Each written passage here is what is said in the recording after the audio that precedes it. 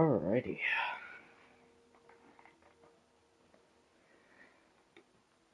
Ay, ay, ay.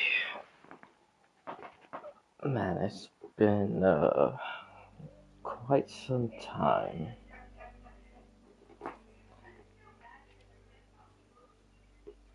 Damn, this fishing thing takes.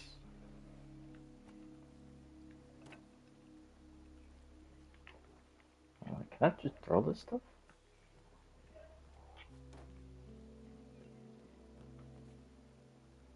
It's not what I meant to do, but that's fine.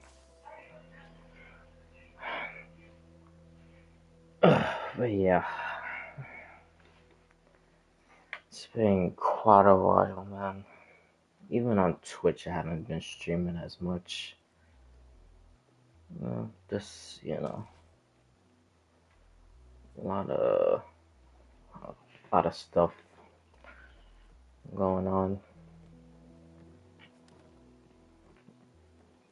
and now I gotta kind of like pet sit, sort of, because family members on vacation.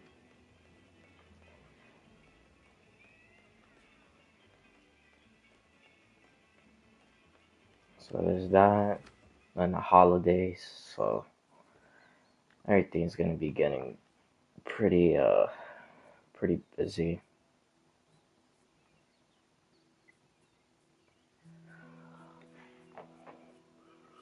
But yeah, I'll try to stream consistently. I know I always say that before, but you know, it's just part of life. I mean, nothing like insanely crazy or bad has happened, so that's good.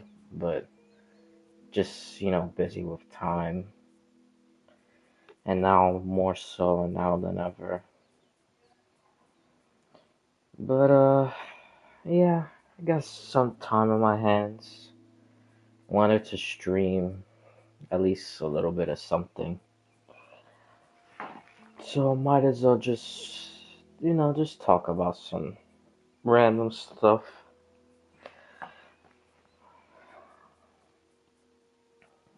But yeah. Oh, the update for Star Rail, which should be Tuesday, that I will 100% stream when the servers go back up. Which I gotta remember, because I remember now, but who the hell knows if I remember tomorrow. Um, the servers are now opening much earlier in my time zone than how it originally was before. So I gotta remember to like update it earlier or do the pre-update on the PlayStation, and then I'll be able to play earlier also, which is also good because since I'm like kind of busy for a while in this month, it'll be good to start it earlier and not start like at 12, like 12 midnight going into the next day. So yeah, that's good. Oh, speaking of Star Rail, well, eh, I kind of want to start it with the Game Awards, but fuck it, why not? Um, Star Rail. There's been some interesting stuff I've been seeing.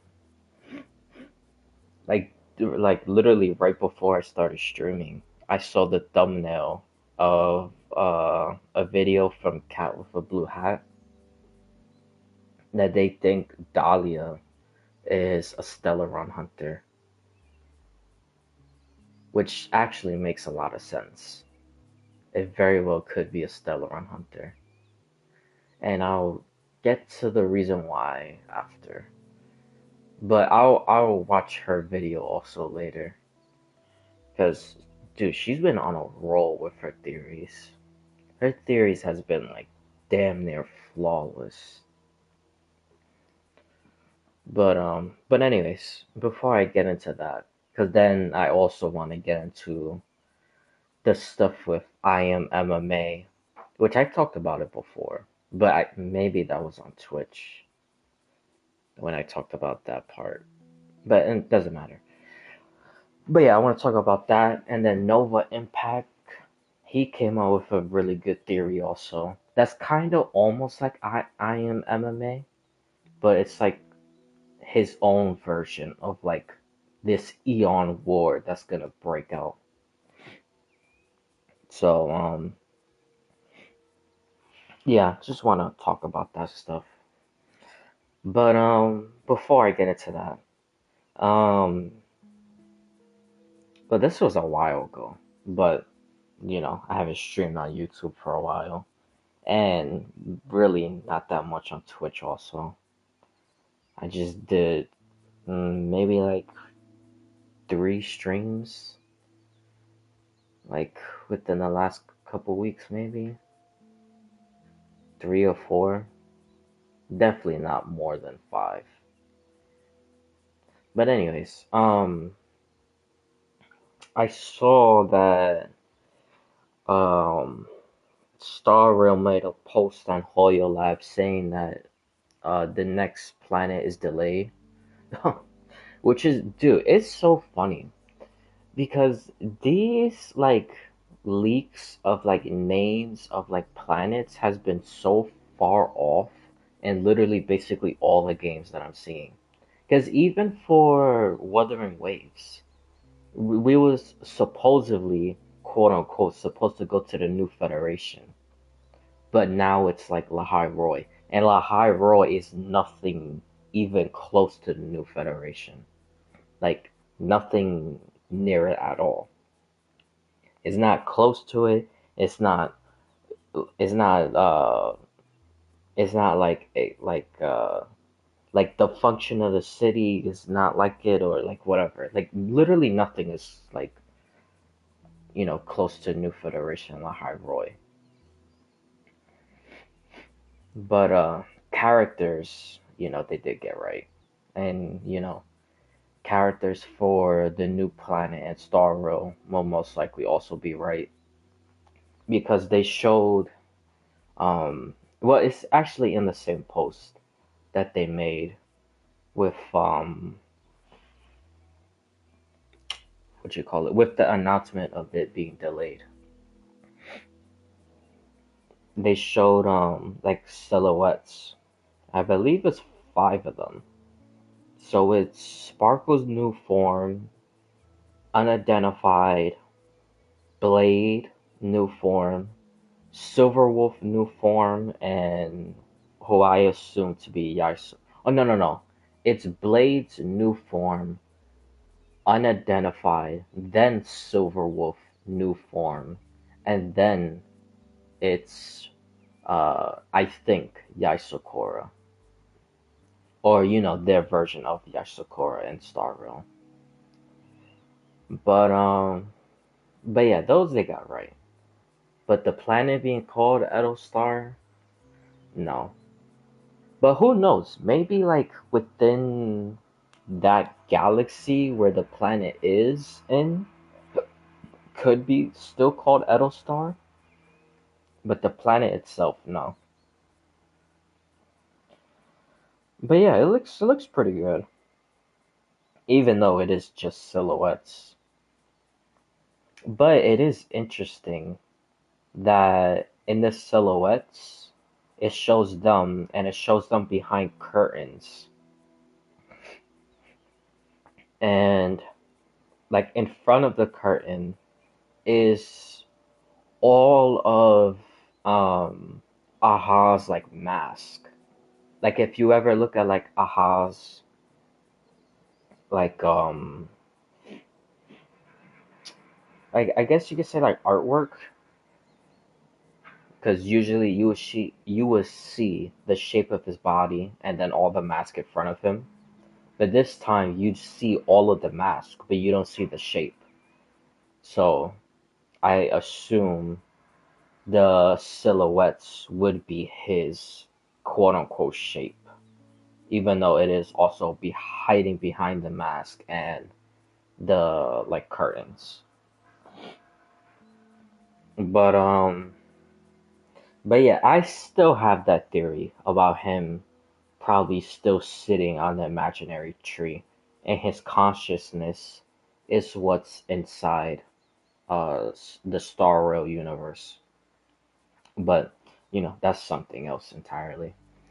Um, but yeah, so they show that. Then they show like two pictures. One of the trailblazer, walking towards a gigantic mask. I assuming to do the trial that gives uh Aha's power for like 3 minutes or something like that.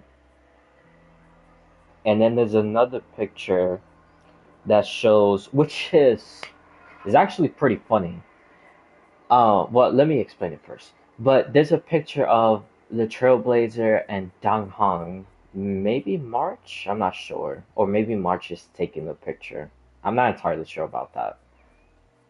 But anyways, then behind them, it shows a gigantic kind of like float of Pom Pom, and then to the left of Pom Pom, it's the architect from Belobog, and then to the right of Pom Pom is Bronya. So I wonder if they're gonna mix the Belobog's like story within the new planet story also. And the reason why I say that is because at the end of the Belobog event, the thing with the museum, um, well, yeah, that also. Because I was gonna talk about something of Penacony, but I can say that after. But the end of the Belobog event with like the museum stuff, they try to convince the Trailblazer and Donghong to stay. Oh, and also March. What basically the Astro Express. I don't know why I'm making it complicated, but they try to convince the Astro Express to stay so they could perform at the Golden Theater. So that's been kind of hinted at for a while. And then also there's like these books that's around that tells a story of like a play inside the Golden Theater. Um but no one has made that play yet. So I'm pretty sure Elio wrote that as a script for the Trailblazer and then just hid it throughout Bellabog. And the reason why I say that is because the characters inside the play actually kind of matches the Astro Express and it also matches Sample. So I wonder like if the developer's intentions was to do another Bellobox story and then once the Astro Express is supposed to do the theater play, that theater play will match up with the books found around Belobog. Because so far it kind of does. Because it mentions a group of three that they come and they save people from like a disaster. And then there's like a sly black cat, which, on the nose, it would sound like Elio. But no, I don't think that's Elio. I think that cat, it's supposed to be Sample. And the reason why I say that is because that cat does a lot of like mischievous mischievous like stuff. Am I even saying that word right? They do a lot of sneaking stuff. That's a better way to put it. And they kind of like trick people into like buying like fraudulent stuff, or they trick people into doing like their bidding. Um, and then there's also a part in that same story with the cat that mentions that the cat leaves, goes to um, a land of dreams. You see where I'm going with this now? That's what I think is Sample. Because who went to a land of dreams? Sample in Penacony. But anyways, they go to a land of dreams and then they come back and then a disaster happens. And then once the the actors of the actors in the book, which is just a bunch of animals. I know one of them is the raccoon. That's obviously the trailblazer. The cat, I think, is Sample. I don't remember the two or three other ones, but I know they're basically supposed to represent Dong Hong and March. And then maybe there's also another one, but I'm not sure who the other one is supposed to be. But anyways, uh, so back to the story of like the books. Um, so yeah, then the cat comes back. Then they finally convince the people or the animals to do the play, and then Sample is also part of the play. He's like a hidden director, kind of exactly like how the masked fools work. They work in the shadows. Um, and then a disaster happens, and then they fight against evil and they beat the evil, and the audience that's like watching the play, they think that all of this is still part of the the performance in the theater. And then yeah, and then they do like a grand celebration that it was like the best theater performance ever, but not knowing it was real. But yeah, I just said all that stuff to say that basically kind of matches with what the Astro Express was doing. And then at the ending, like I said, they were trying to convince them to stay to do a play. And then Sample, he goes to Penacony to retrieve his mask. And then when he's talking to Sparkle, he says that there's like some disaster coming to Bellabog. So like everything is all like matching up. But since the whole political drama between China and Japan, which I'm not gonna get into because honestly I don't even know, and even if I knew, I don't care about that stuff. It's just stupid anyway. But anyways, um, yeah. So I wonder that if they're gonna try to mix in the theater play, like in Bellabog's, I'm assuming Bellabog's next quest. Because we have to go there eventually. Like that has to be a thing.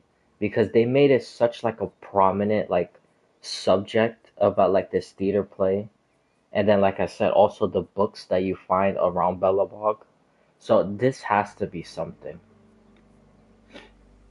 But yeah, so I wonder if they're gonna like merge those two things together. Because then why else would because it wouldn't make sense to have like a float from like every like region, or not region, like every planet, like that represents like a group of people.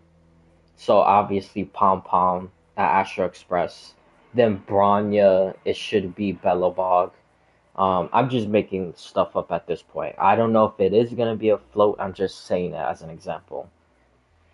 But then Jin Yuan for the Xianzhou, and then Fei Xiao for like um that group inside the Xianzhou, but they go as another title. I forgot what the hell it is. Um, but stuff like that, and then even Penacony could be like I don't know Robin or something. But that's just what I assumed. But if you have people that represent Belobog, like in Bronya's float, then why also add the architect's float with it? I don't know. That don't seem right. Especially that the architects are not like they're not like how do I explain it?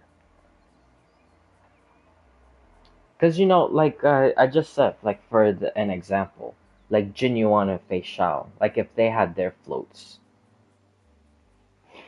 like both come from the same like planet, but like different ships, so there's like different factions. So it would make sense to have each representative of that in there. But it's not like the architects like are like running around, Belobog doing whatever, or even alive or like anything. They're just like there, just as like basically corpses at this point.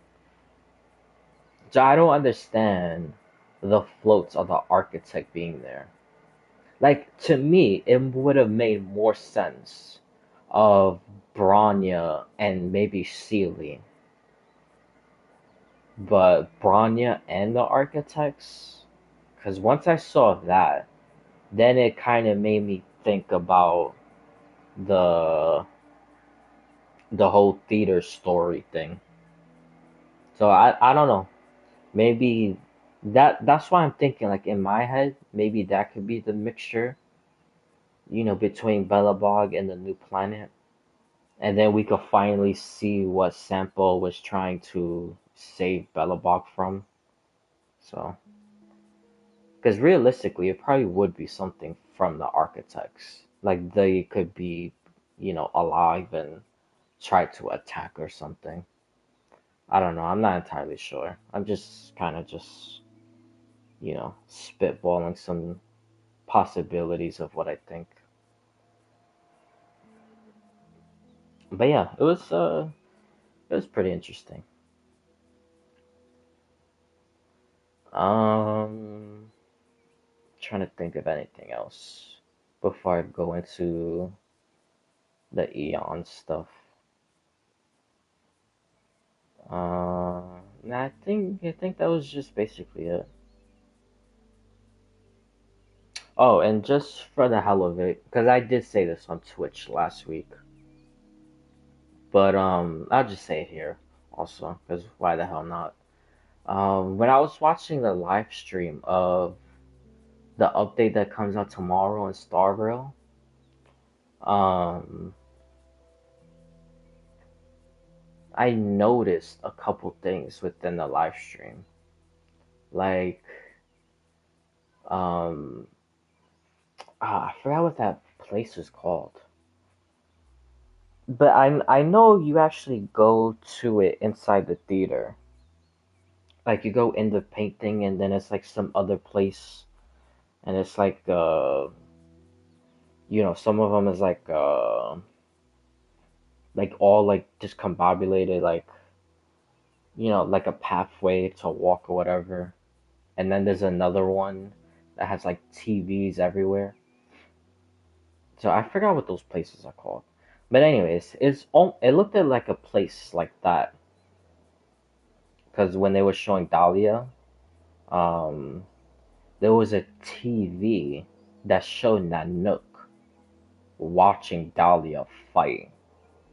So that was very interesting to see. And not a lot of people have talked about that. I'm kind of surprised. I wonder if Cat with a Blue Hat is going to talk about it. Because, like I said, she's been on a fucking roll, man. But I gotta watch that thing later.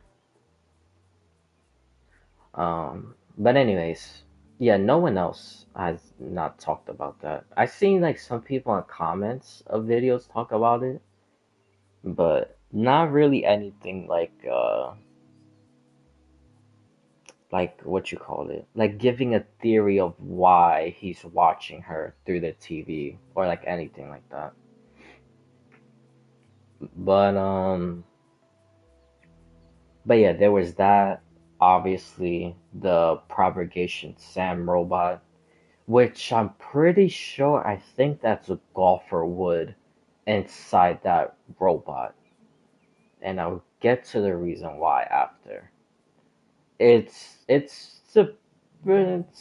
kind of a long shot, but it's a possibility. But yeah, and then Firefly absorbing what looks like to be a Stellaron, so that could be considered one of her deaths. Oh, speaking of her deaths, I thought maybe her three deaths already happened previously, but in the live stream they said no, that she still didn't finish out her script. So she has to die, either one more time or two more times. Most likely one more time. But who knows? It could be two. So yeah, there was that. Um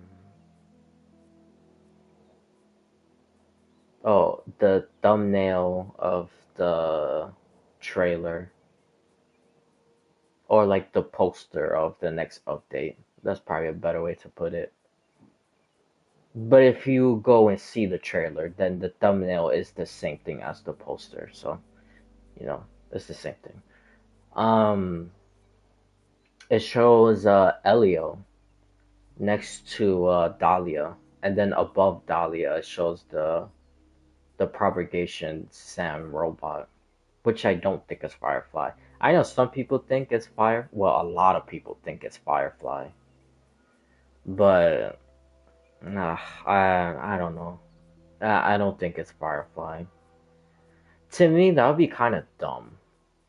Like if it really is Firefly, uh, that would be stupid. Because I realistically, I don't see a point of it being Firefly anyway. Because let's just think like outside the box for a second. If it is Firefly, then what exactly, like, is it? Hmm, because they still never explained how she went inside Penacony. Which in the next update they will talk about that, thank God.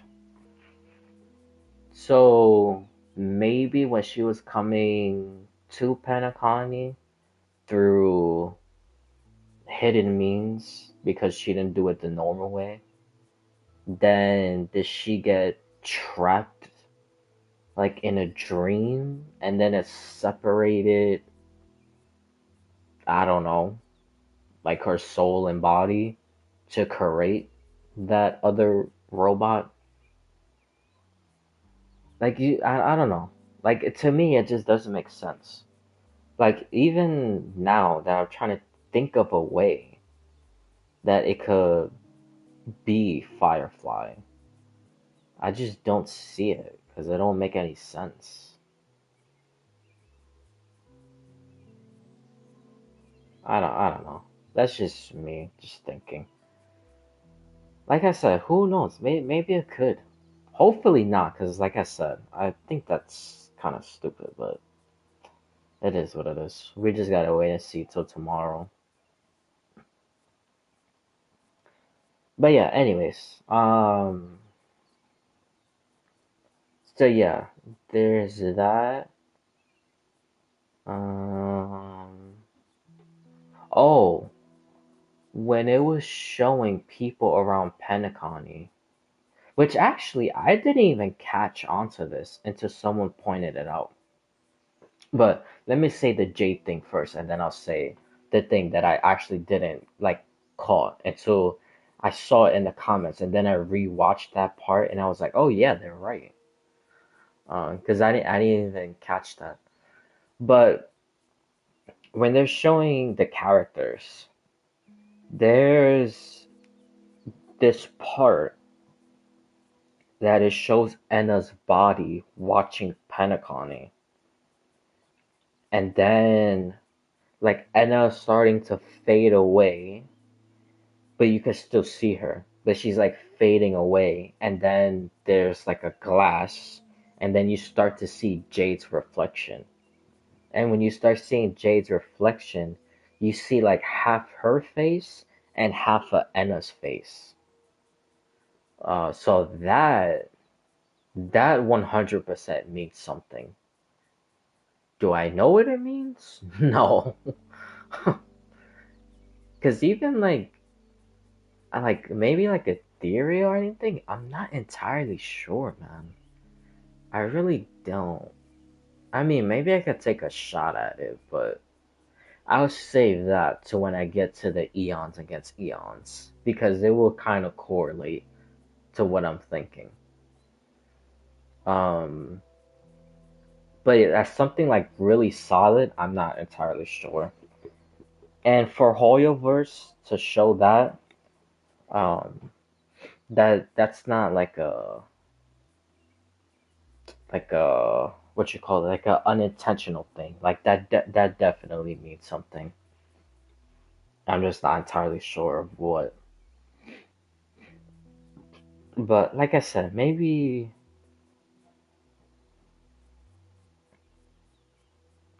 um okay, I think well, let me just put that on the back of my head for now. Um but anyways, yeah, so there was that, and then in that same part, but it happened before it showed Enna with Jade. It showed Sparkle, and Sparkle pressed. Oh my god, I feel like I have to sneeze, man. What the hell? Oh god.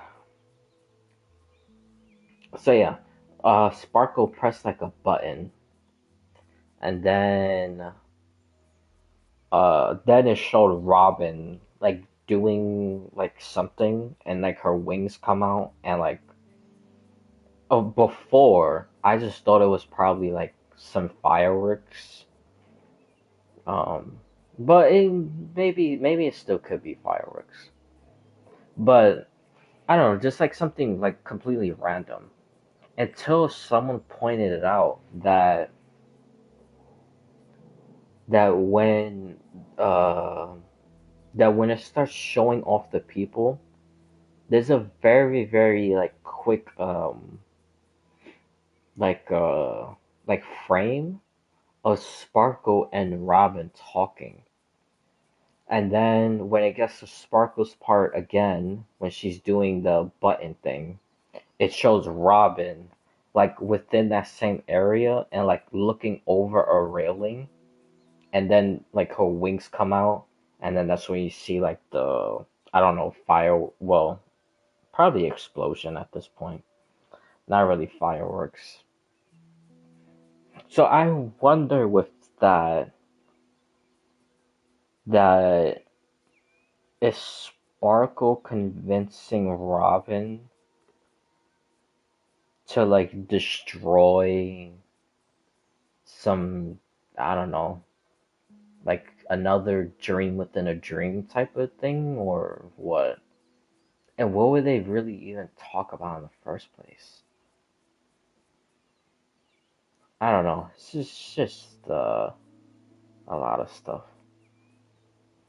But to be fair, Sparkle does a lot of sneaky stuff, but it's never like in terms of like hurting anyone. So maybe that button thing is just another firework situation. And then the part with Robin with her wings and then the explosions in front of her, that could be something else. But I don't know. It might, I don't know. Because once I saw that comment, it made me think that that person might be onto something. That could mean something. I just don't know what. But But yeah, hopefully we get all our questions answered tomorrow. I wonder how long the quest is gonna be. Like, is it gonna take me two streams, or can I beat it all in one day? Because the update itself is much longer because the other planet is delayed. That there's even three phases. Oh, speaking of the phases, like for the banners, I do not understand why the hell for phase three it's Agalaya and Sunday. Because if you look at all the other banners, everyone is break related. And Boot Hill and Rappa has not had a rerun in a long ass time. Well, Boot Hill hasn't had a rerun in a long ass time. Rappa has never had a rerun. She came out last year and that's it. Like nothing else. Boot Hill had a rerun in January and that's it. But like damn dude, like how you gonna have every other break related people on a banner and not have Boot Hill and Rappa, especially Rappa, because like I said, she never even had a rerun. At least Boot Hill was this year. I mean, it was basically almost a year ago at this point, but at least he still had one. But Rappa, like, damn, like they really hate that girl. Like, shit, man. I know I saw some people say that the reason why they probably did that is because they might have reruns in the next update, like after the one tomorrow. So, which honestly could make sense because I believe the Galaxy Rangers are supposed to have a big part inside of like that whole story. So, oh, because I was gonna talk about the silhouettes because maybe I think I know who the unidentified people is. Because like I said, first is Sparkle, unidentified Blade, unidentified Silverwolf Yaisakura. So the second unidentified between Blade and Silverwolf, that one, which makes sense, like if Boot Hill and Rappa is saved for the next like planet, and when that comes out, then they'll have reruns. Is because I think that person might be La Mancha, and La Mancha is the leader of the Galaxy Rangers currently. So if it is La Mancha, then most likely what Hoyoverse would do will probably release all the Galaxy Rangers like in one patch. So it could be like La Mancha, Boot Hill, Rappa, and then who the hell knows? Maybe another Galaxy Rangers will meet, or probably just some random person.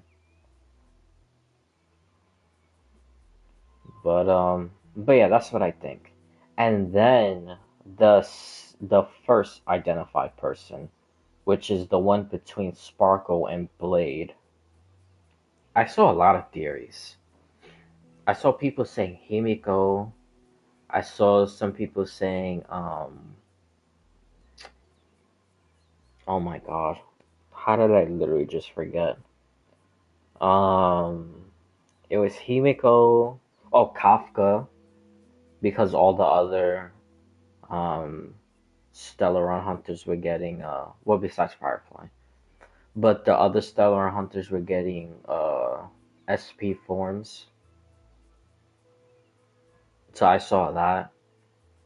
I saw a couple people saying Robin, but I think the reason why they say that because I also saw that video, but it was like a long, long time ago. That supposedly there was like a list of like a whole bunch of SP people that's supposed to come out. And again, this is all just supposedly. So nothing is confirmed. Well, besides Blade and Silverwolf, but nothing else is confirmed. But it was Blade, Silverwolf, Spark. Oh, and also Sparkle. She's confirmed. Um, it was Blade, Silverwolf, Sparkle, Himiko, Aventurine, Robin, Boothill, uh, Jade, I think. Um, Welt, another Dong Hong. Um, Argenti. Dude, it was like a whole shit list of people. Like those are the ones I can't even remember so far. I think that might be it. Cause I saw another SP again, all supposedly, but in all honesty, I think a majority of it is just bullshit. But anyways, I did also see, but it's not related to that planet. It's gonna be related to when they do another Cienjo war dance type of thing. That that 5-star ice kid, Yang Ching, something like that. He was supposed to get a SP form. That one honestly is pretty believable. Um, because his base form is kind of a little weak. It's actually a lot of weak, but you know. There's people out there who could make it work. So if people make it work, it is what it is. But like I said, I think that one is actually pretty believable.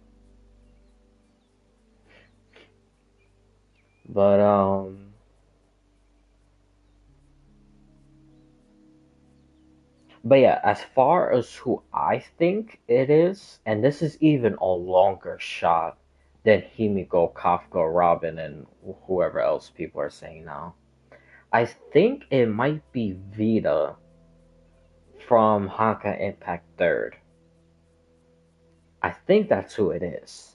And the reason why I say that is because last year there was an update with um Vita. Sample was in it. Unfortunately, he's not playable. So stupid. I wish he was playable. They need to make male characters playable in that game. But that's a different subject. But yeah, it's stupid because he should be playable. Otto should be playable. Kevin should be playable. What's that other dude? Calapis. All these people should be playable. But like I said, that's a different subject. But yeah, Sample was in it as a villain. Um, Vito was a main character. Sparkle was a main character. Sparkle was also playable in that game. She's extremely good. I have lost. Um, well, not lost. I couldn't get her the last two times because I didn't have enough gems. Yeah, that shit pisses me off. But it's fine. Um, so yeah, they were playable, and they had like a whole update, and then at the end of it, uh, Aha gives a mask to Sparkle, and then Sparkle gives that mask to Vita. So now Vita is an actual legitimate Mask Fools member. So, like I said, even though it's a really like long shot, because there's probably much more like obvious answers, like within the Star Rail universe itself. But hey, you never know. Especially that Honka Impact is starting to talk stuff about Star Rail. So, it's for them to like intertwine and Vita uh going into the Star Rail universe, and then she's that like silhouette between Sparkle and Blade. The chances are not zero. So I'll just say that. But yeah, that's who I think. I think the two mysterious people is Vita, and the other one is La Mancha. So we just gotta wait and see. Um. Oh yeah, Golferwood. So I think just because of the stuff they said in the live stream, because in the new place where you actually fight the Propagation Sam, they mentioned in the live stream that that place where you fight it is Golferwood's secret, kind of like dream within a dream kind of scenario that even the family doesn't know about. Because again, like I said, he made it in secrecy. So what I think maybe his intentions was he knew the family was gonna bring a Stellaron to Penacony and create chaos and do all this stuff. So he manipulated Sunday into Sunday because maybe his body is not fully like I don't know, like built or healed or attached or whatever. His body's fully not together. Let's just put it like that. Because I don't know exactly what is the situation with his physical body. But let's just put it as his full body's not, together yet and not prepared to do what he wants to do. And that's why he was being that little bird and then talking to Sunday and manipulating Sunday. So I think he was manipulating Sunday in order to resurrect Enna, destroy the harmony, and create order. And then with him creating order and Enna is alive again, then the cocoon inside Golferwood's secret place, that would be him. And then he will be kind of like the army for Enna. Because if he will be kind of like prototype 1 and since it's propagation, then they could just basically do like a never ending cycle of creating propagation Sam robots. And then those robots could do the bidding of what Enno, is trying to do. That's what I think. That's why I think Golferwood is actually inside that propagation Sam robot. And it would, like I said, it would make sense because if Anna was to become born again, destroy the harmony, they're gonna need an army because everyone is gonna fight against her. So, and literally the perfect like army to fight is propagation because they just like the whole swarm disaster. Like they basically almost wiped out everything until the Sam robots appeared, and then they themselves were basically slaughtered until Firefly was the last one. But to have the propagation and the the robots that basically defeated the propagation, well, barely, but they did at the end, and then have both of them merge together. Can you imagine, like, the fucking army? Like, that would literally be insane. Like, Enna would literally be damn near unbeatable at that point, even if all other Eons joined to, like, fight her. Because, like I said before, the Swarm basically won by themselves by just never ending, like, duplicating. They almost wiped out everyone. And then, that's when the Sam robots were made, and then they fought, and they basically got slaughtered also, but they did win at the very end.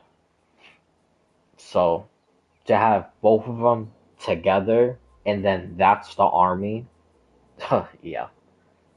That whole, Rupert Wars would be nothing comparable to the Swarm 2.0, which is them with the Sam robots.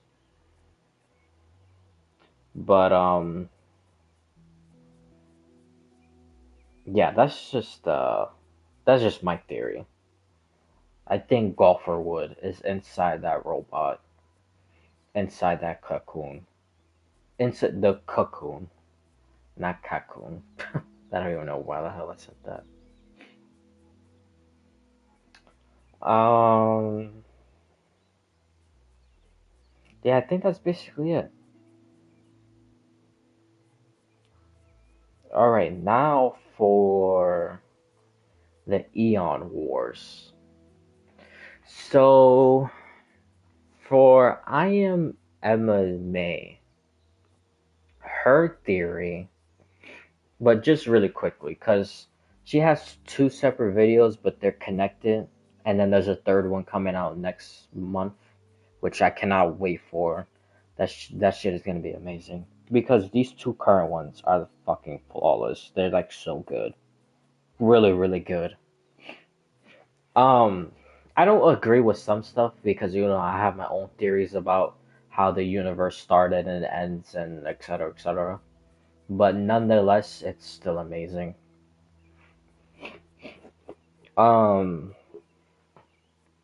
yeah, so basically, just to put both of them together and to mention just the importance. Well, the whole video is important, but the important stuff of that, and then I'm gonna compare it to Nova Impact's war of like Eon against Eon, because like I said, it's kind of similar, but it's like different.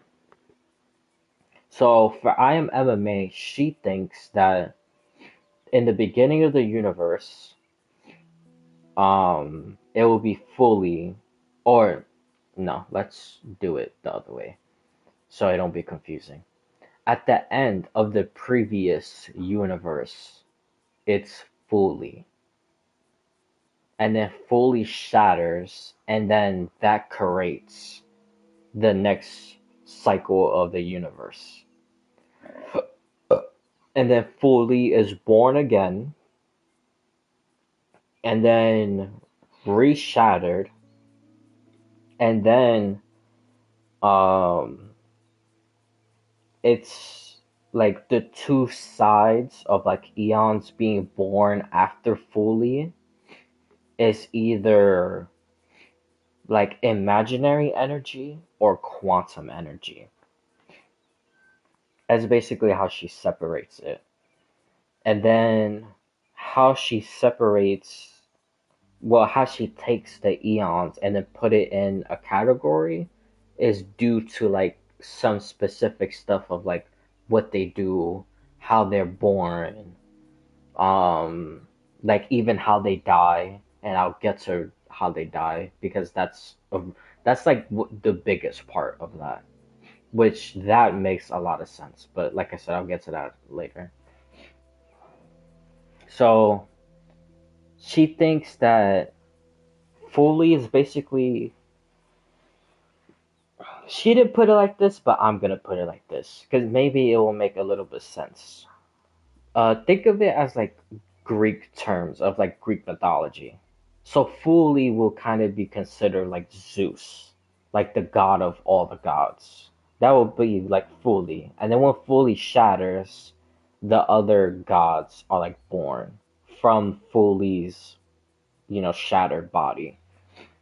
And then, um, oh, because I forgot to mention this. She also thinks that Fuli is born from imaginary energy of the imaginary tree because, that Fuli's body, even though it's like glass, but it has like reflections of like a rainbow.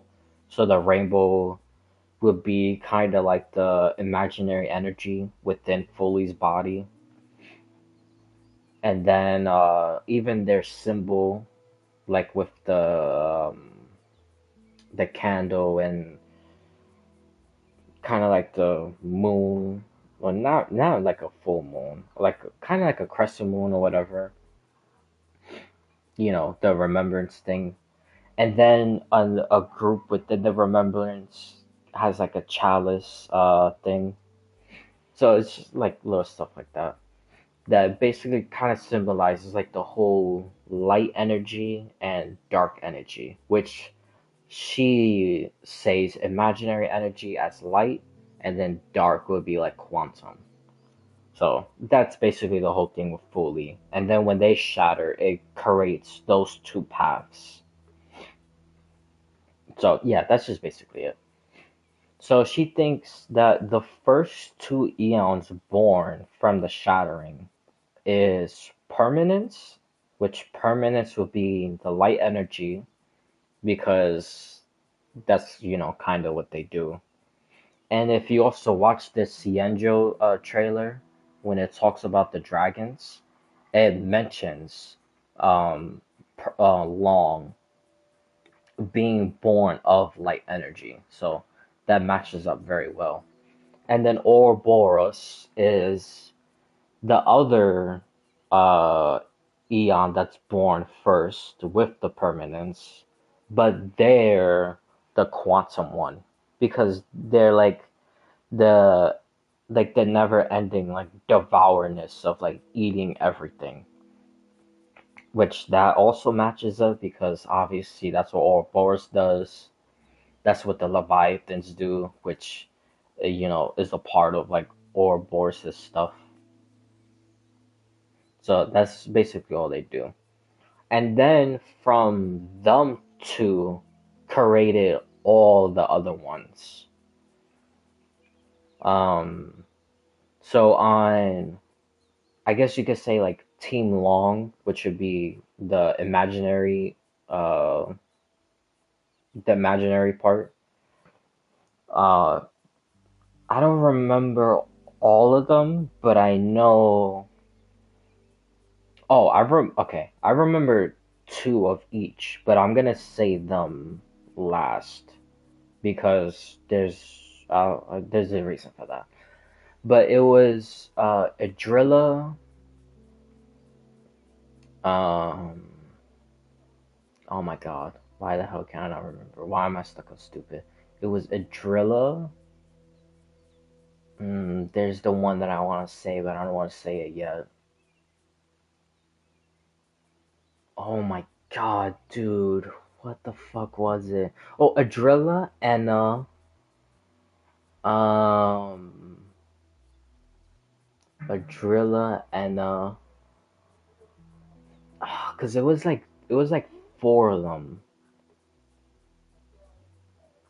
Oh my god, why am I like blanking?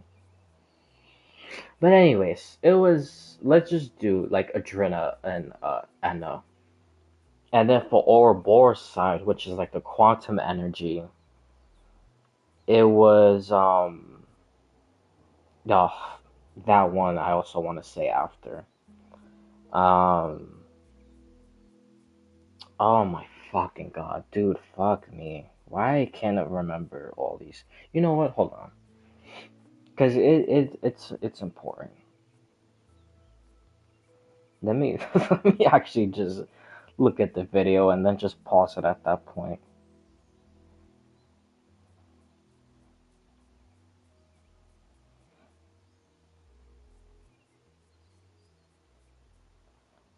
Let me see.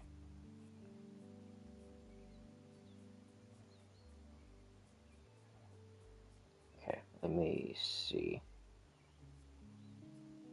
Okay. Oh yeah, I forgot about Equilibrium. Equilibrium was also born alongside Fuli. So they're not Team Imaginary or Team Quantum because they have to be the balance in the universe. So once Fuli shatters, they appear also, and now they're the one that's holding the balance between both teams. Which that is important and it makes sense with her theory because of the two eons I want to mention, but I'm not gonna say them yet because, like I said, it's. Oh, hold on.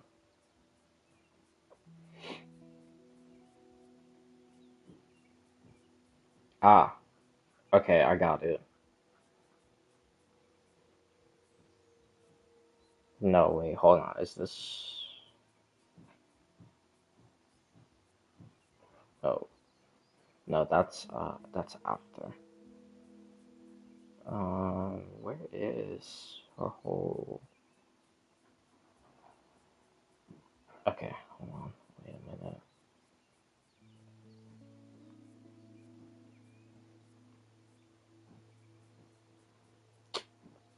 Damn it, dude. I'm trying to hold on.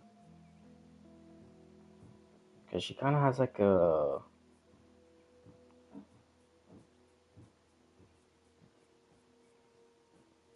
kind of like an end game picture of all the paths in between.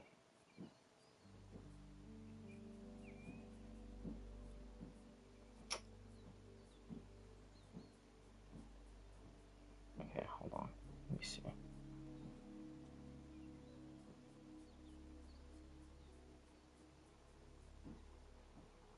God damn it, dude.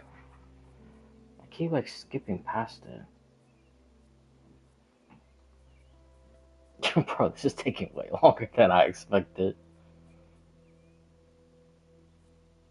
Okay.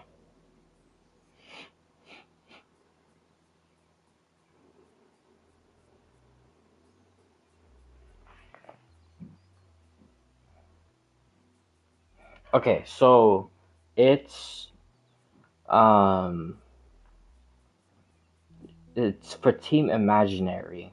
It's Permanence, Shipe, Yaosho, which that's the abundance. That one I'm not gonna name yet. And then Adrilla. And then Quantum is Noose, Nihility, Land, Elation, Mythos, and then that one I'm also not gonna name yet. So it's basically like the balance of like each side. And then also Enna is imaginary. But now Sheep is also imaginary because they absorb one another. So yeah. But um but yeah. So then permanence in Ouroboros creates eons, and then those eons have wars, and then due to wars happening, other eons are born, and then others are dead.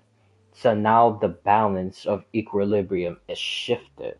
So when it shifts, she thinks, which I'm kind of in agreement with also, that the other eons that's like on the losing side, they themselves kind of like take their powers and make like one being, and then that one being ascends to eonhood, and then they fight against the other side, and then the other side loses, and now the balance is shifted again.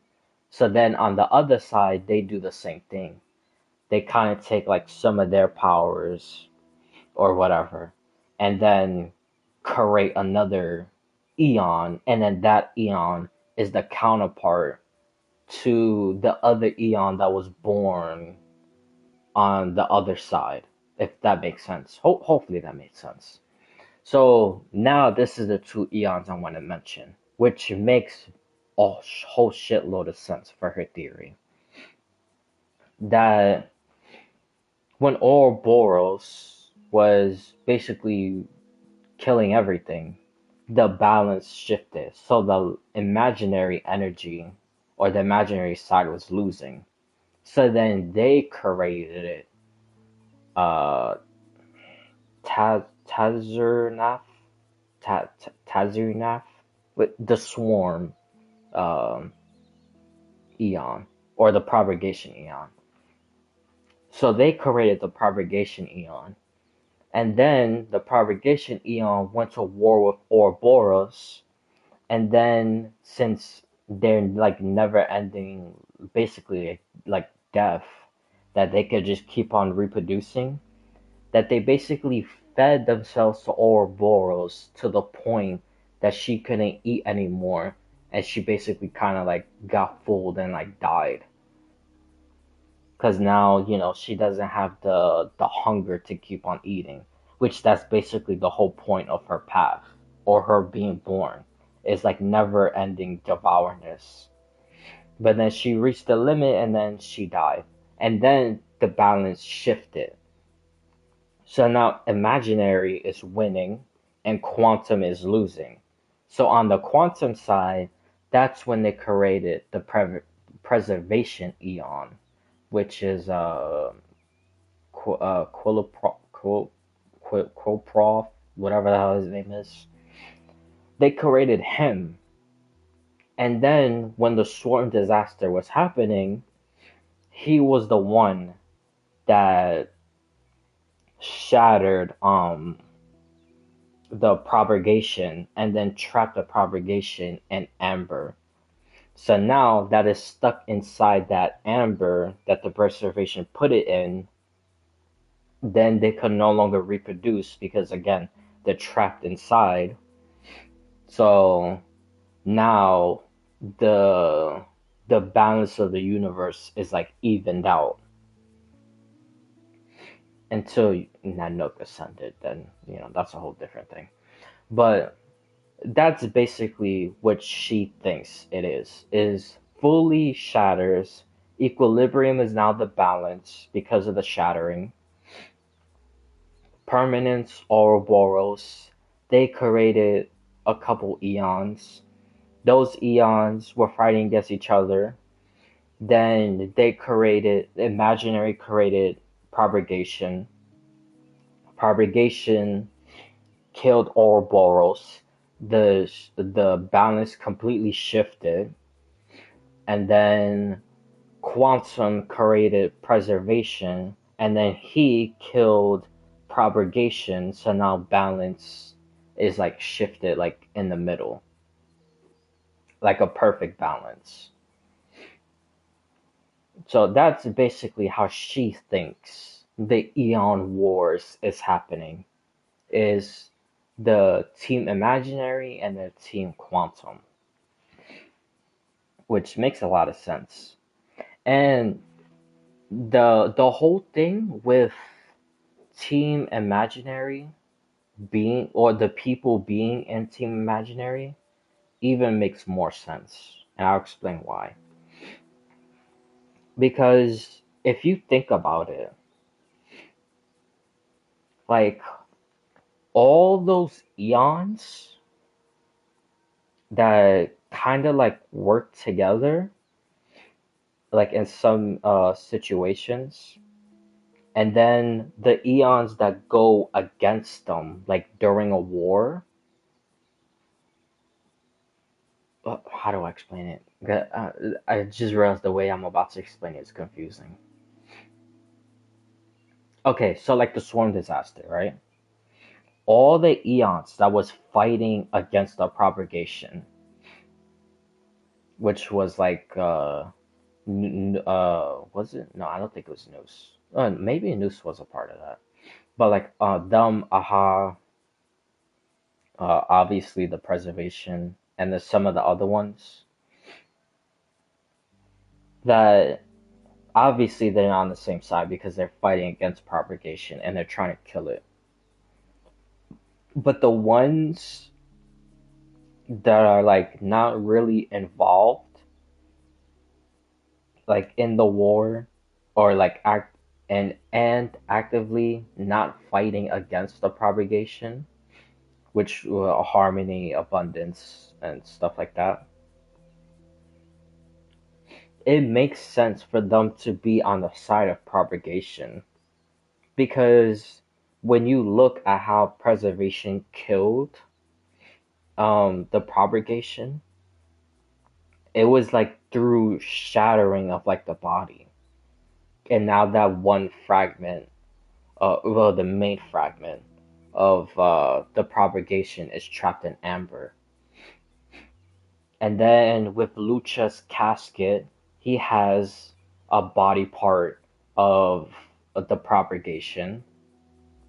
So it's like all eons, well, besides Fully, but all eons that is like shattered or going to be shattered or has like multiple pieces like into one body, but it's made up of like many bodies.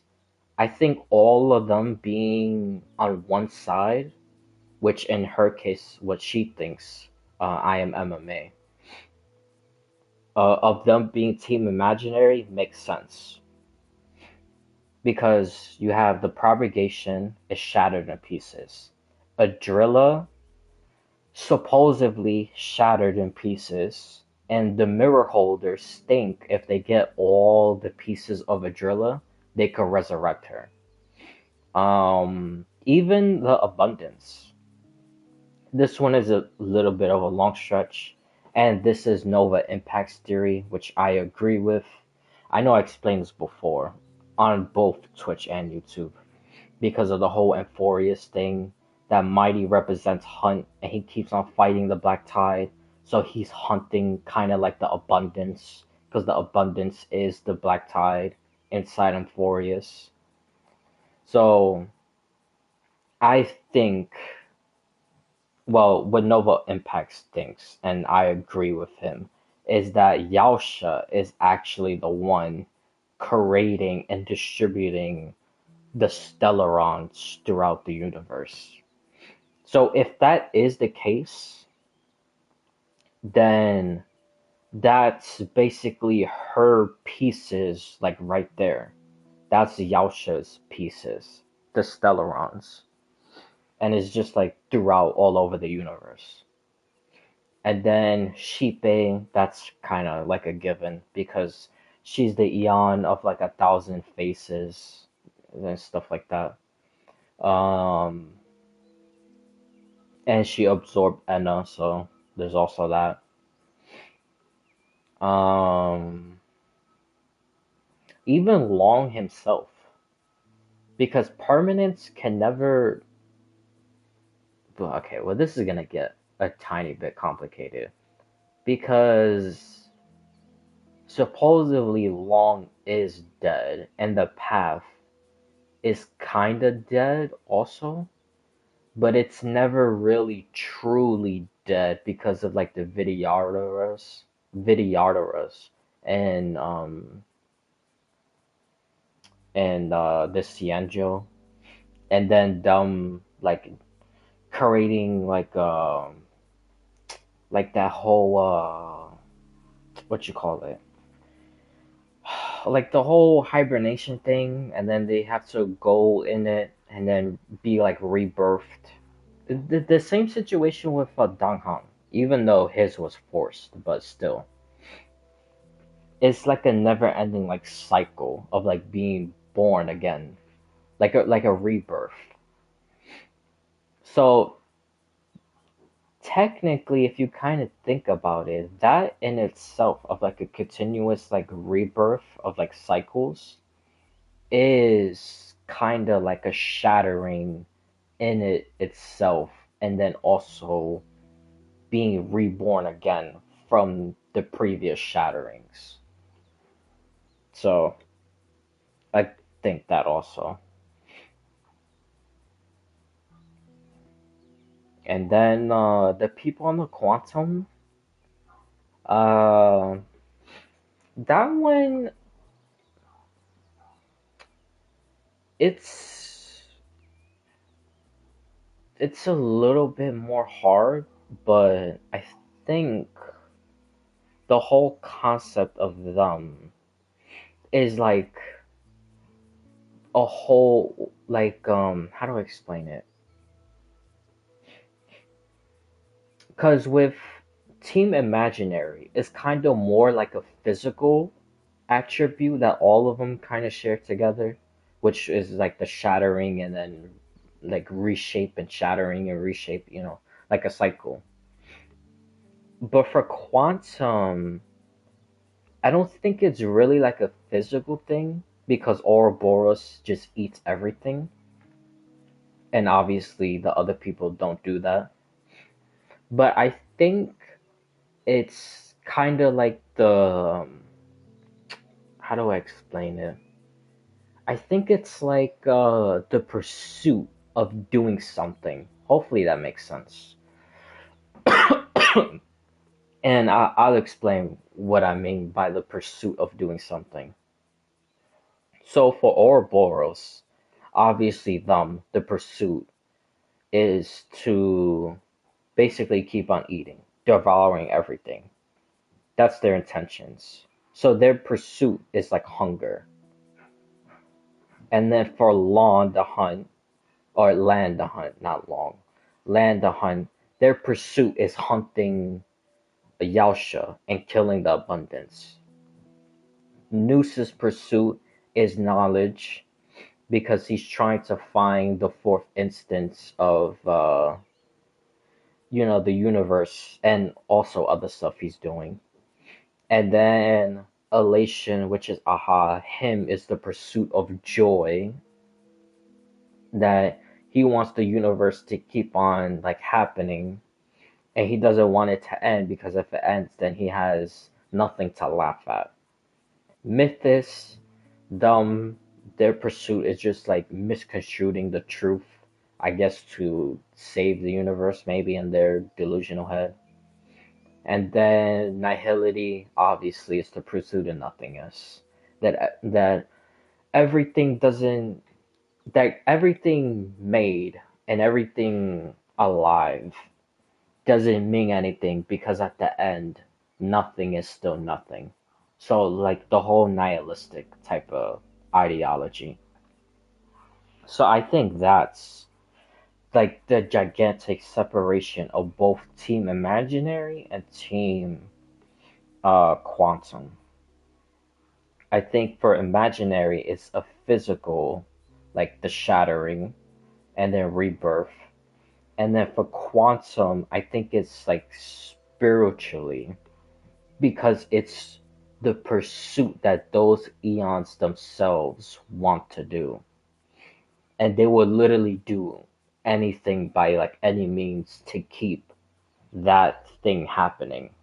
So like I said, Ouroboros eating everything, the pursuit of hunger, Nous the pursuit of knowledge, Aha joy, Mythos lies, Lan hunting abundance, and so on and so on. So when she puts it in terms of like that makes like 100% like sense. Like it makes so much sense. So I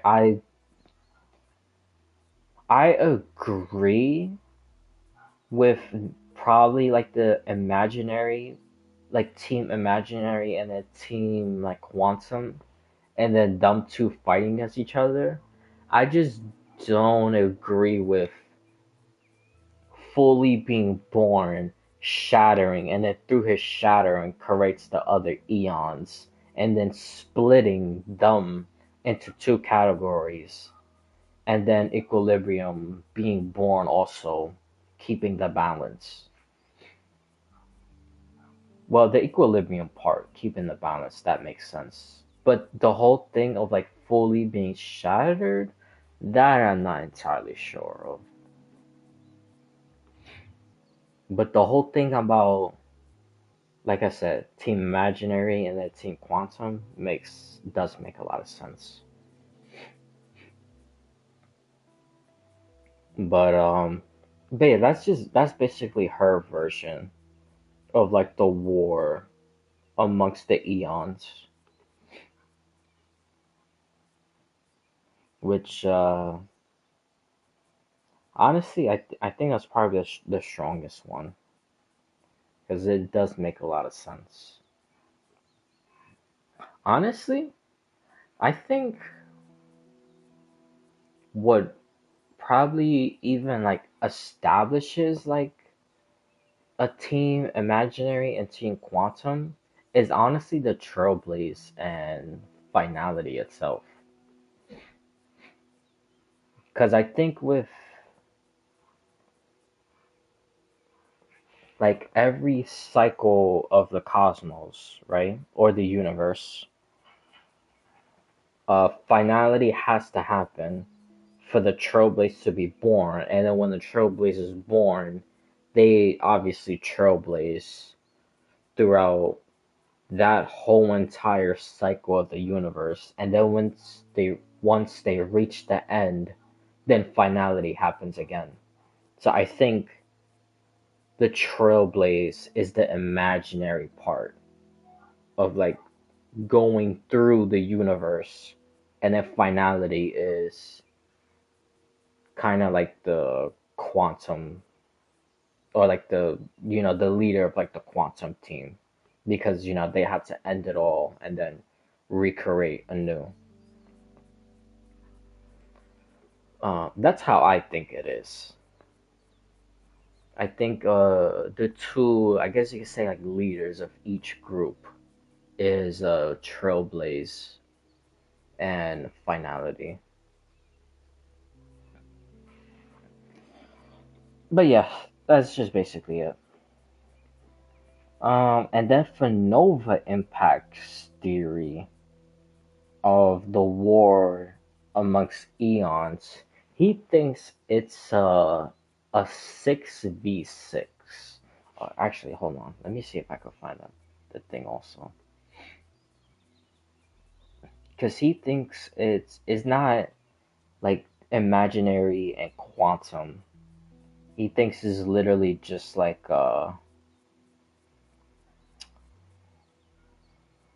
he thinks, how do I explain it? Because it's a little bit similar to like Team Imaginary versus Team Quantum, but it's not because of like the defining traits of like them shattering or them like in pursuit of something. The way he thinks is that six eons want to save the universe, and then another six wants to destroy it. Which, out of the six that wants to destroy it, is obviously the four people. Nanook, Sheepe, Nihility, and the fourth mysterious path. Let me actually, because if I'm not mistaken, I'm pretty sure he shows a picture of the 6v6. Okay,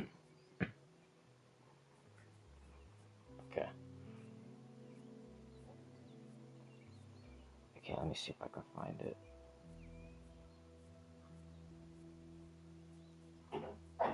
Oh, okay.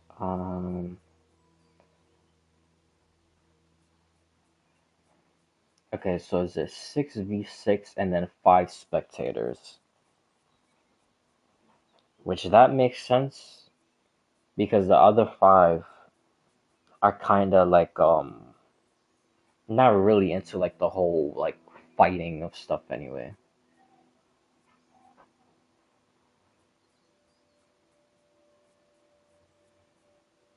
Um,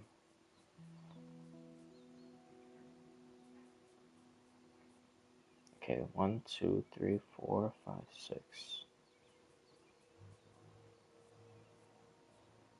Okay, so the way he puts it is basically team good guys and a team bad guys. So the ones that want to save the universe is Akavili, Terminus, which says both Trailblaze and Finality, and then Aha, Fully, Mythos, and Noose. Those are the six that's trying to save the universe. And then the ones trying to destroy it is Ouroboros, Nanook, Shipe, Nihility. Oh, okay. And the fifth one, it's con the fifth one is consisted of two eons inside one, kind of like Shipe and Enna, but he thinks it's preservation and propagation. That's the fifth and sixth one, but they're together in one.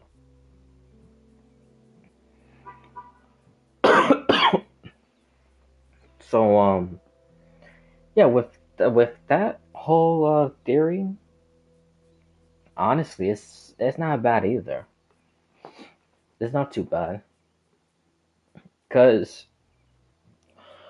oh my god, the way he explains it is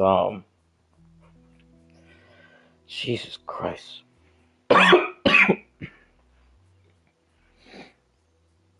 My god, am I choking?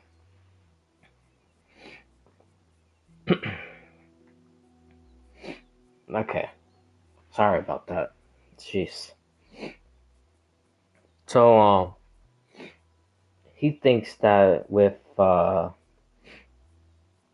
good guys, that Noose is one of them because he's calculating, and if he keeps on calculating, then he could find basically a possibility of uh, the finality not happening. The Trailblaze, them journeying out to find an answer to finality. Finality also being one because with every beginning has to be an end, and then every end has to have a beginning.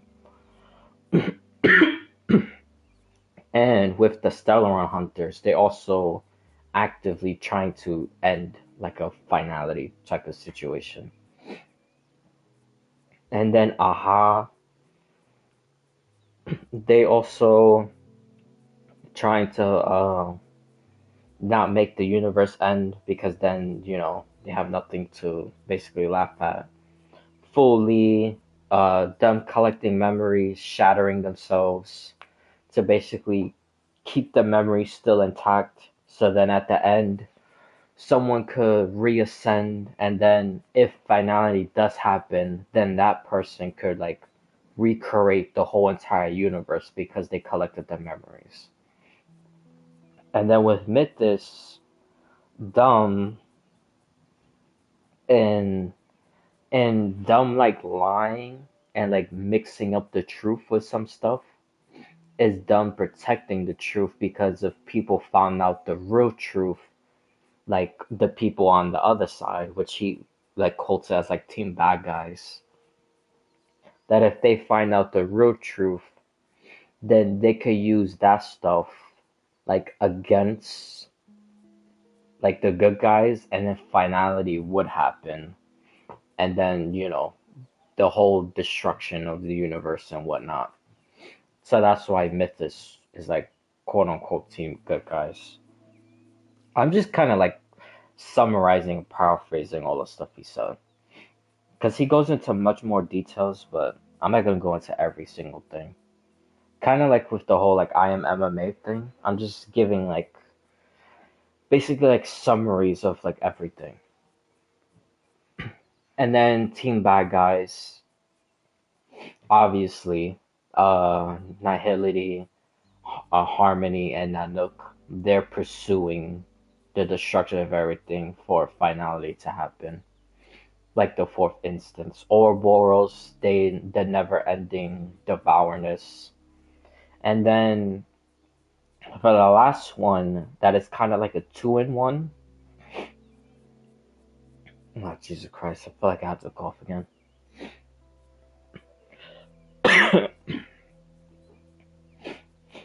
Jeez. Let's say yeah, so the whole two in one, preservation and propagation. So with propagation, them, the whole swarm disaster, and they can never like end.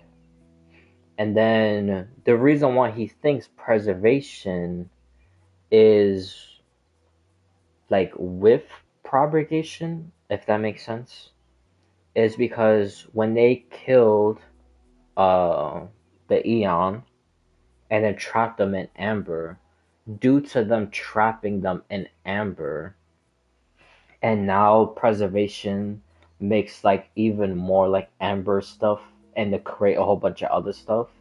So it's kind of like the swarm is kind of like intertwined with preservation, and due to preservation never ending creating amber like stuff, that's kind of the same thing like with propagation, even though they created like the bugs, but now they create the amber because the Eon is trapped in the amber, and preservation is just never ending creating amber. So that's basically kind of what he thinks of why them two are together in one. But yeah, it's a very good theory. Both of them has very good theories. Honestly, I just tend to kind of lean more into I am MMA, but I wouldn't be surprised if Nova Impact was actually right in the 6v6, and then the five spectators. Which that reminds me, the five spectators, because Equilibrium, that makes sense. They have to keep the balance. Permanence, mm, could I guess also make sense because due to the war between the good guys and the bad guys, they will have to recreate stuff. Adrilla. Adrilla honestly makes a whole shitload of sense because she sees the beauty in everything. So, which that I agree with because that's even my theory. I think Adrilla is dead, and with her being dead, she's keeping beauty alive because now beauty is intertwined in every other path. So like with destruction, there's beauty in destruction, there's beauty in knowledge, there's beauty in the hunt, there's beauty in abundance, there's beauty in harmony, there's beauty in everything. And that's how I think Adrilla is like spiritually alive, but physically her body is destroyed. But yeah, that was my theory for like a little bit. I've been saying that for like a little bit over a month now, or about a month, that I think a driller is inside every other path, and that in itself is keeping herself alive also, because now there's beauty in everything. But yeah, her being like a spectator in Nova Impact's theory makes a whole shitload of sense. Um, Trying to think of who else, because you have the 6v6. Anna Anna wouldn't be a spectator because technically she's inside Shipe.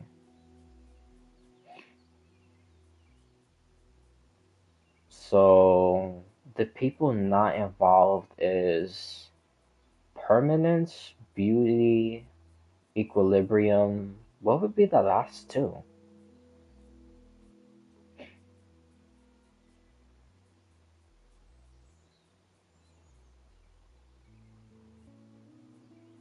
Hmm. What would be the last two? I'm trying to think of all the packs.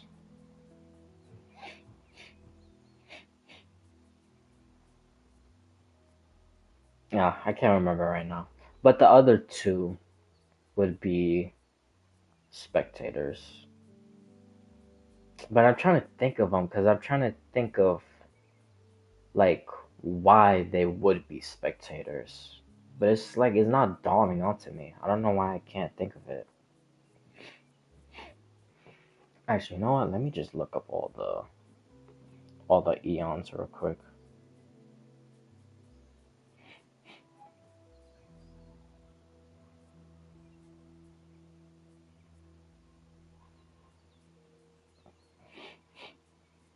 Okay, you have Nanook, Nihility.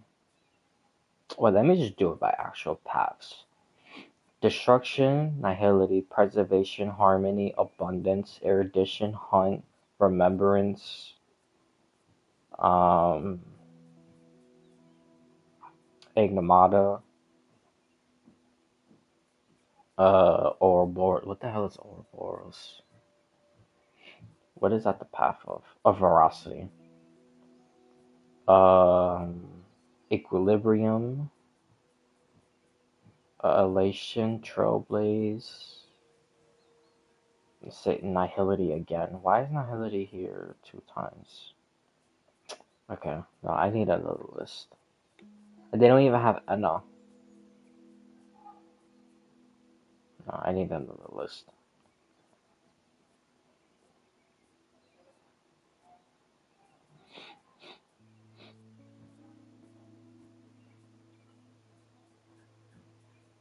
Okay. Oh, and it's in alphabetical order. That's good. Okay, so there's 18 total. Okay, so let me do the math. If it's a 6v6, that's the 12 right there. And then there's 5 spectators.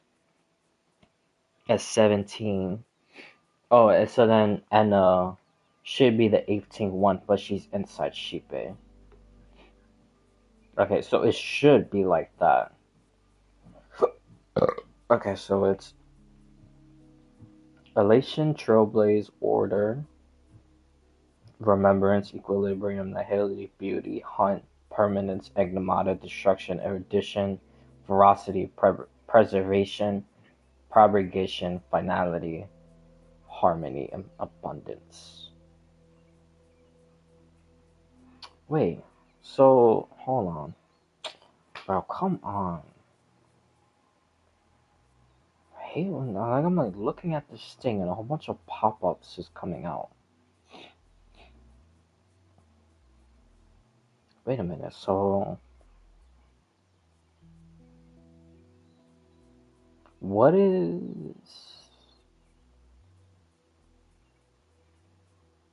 Okay, hold on. Let me... Okay, who's the spectators? Well, let me just count all the people not involved. So, Anna, Equilibrium, Beauty, Permanence.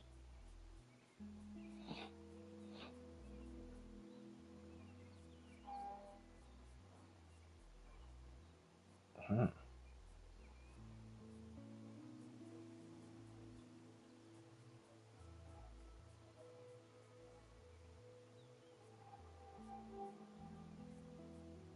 Am I just making this more complicated than it needs to be? Why am I like stuck on stupid? Okay, so good guys was Aha, Akavili, Terminus, Noose, Remembrance, and Mythos. Then bad guys was Destruction, Nihility, Preservation, Propagation, which is the 2-in-1. Um, well, let me do it again. There's the 2-in-1, the Propagation, and Preservation. and then destruction, nihility, harmony, and Ouroboros. Then it's Enna, permanence. Oh, abundance was the last one. Why? I knew I was stuck on stupid.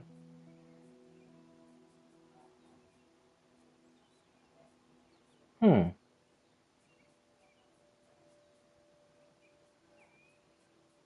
Oh no, no. It was abundance and land the hunt. That's what it was. Okay, so yeah, I was doing it right inside my head. I was just making it complicated. So permanence, them probably using like the light energy to recreate stuff or eat stuff, whatever. Well, not really. I don't think they would really do that. But there will be a spectator view, so that makes sense. Equilibrium makes sense. Anna wouldn't be involved because she's inside Shippei. So she would be the 18th missing one.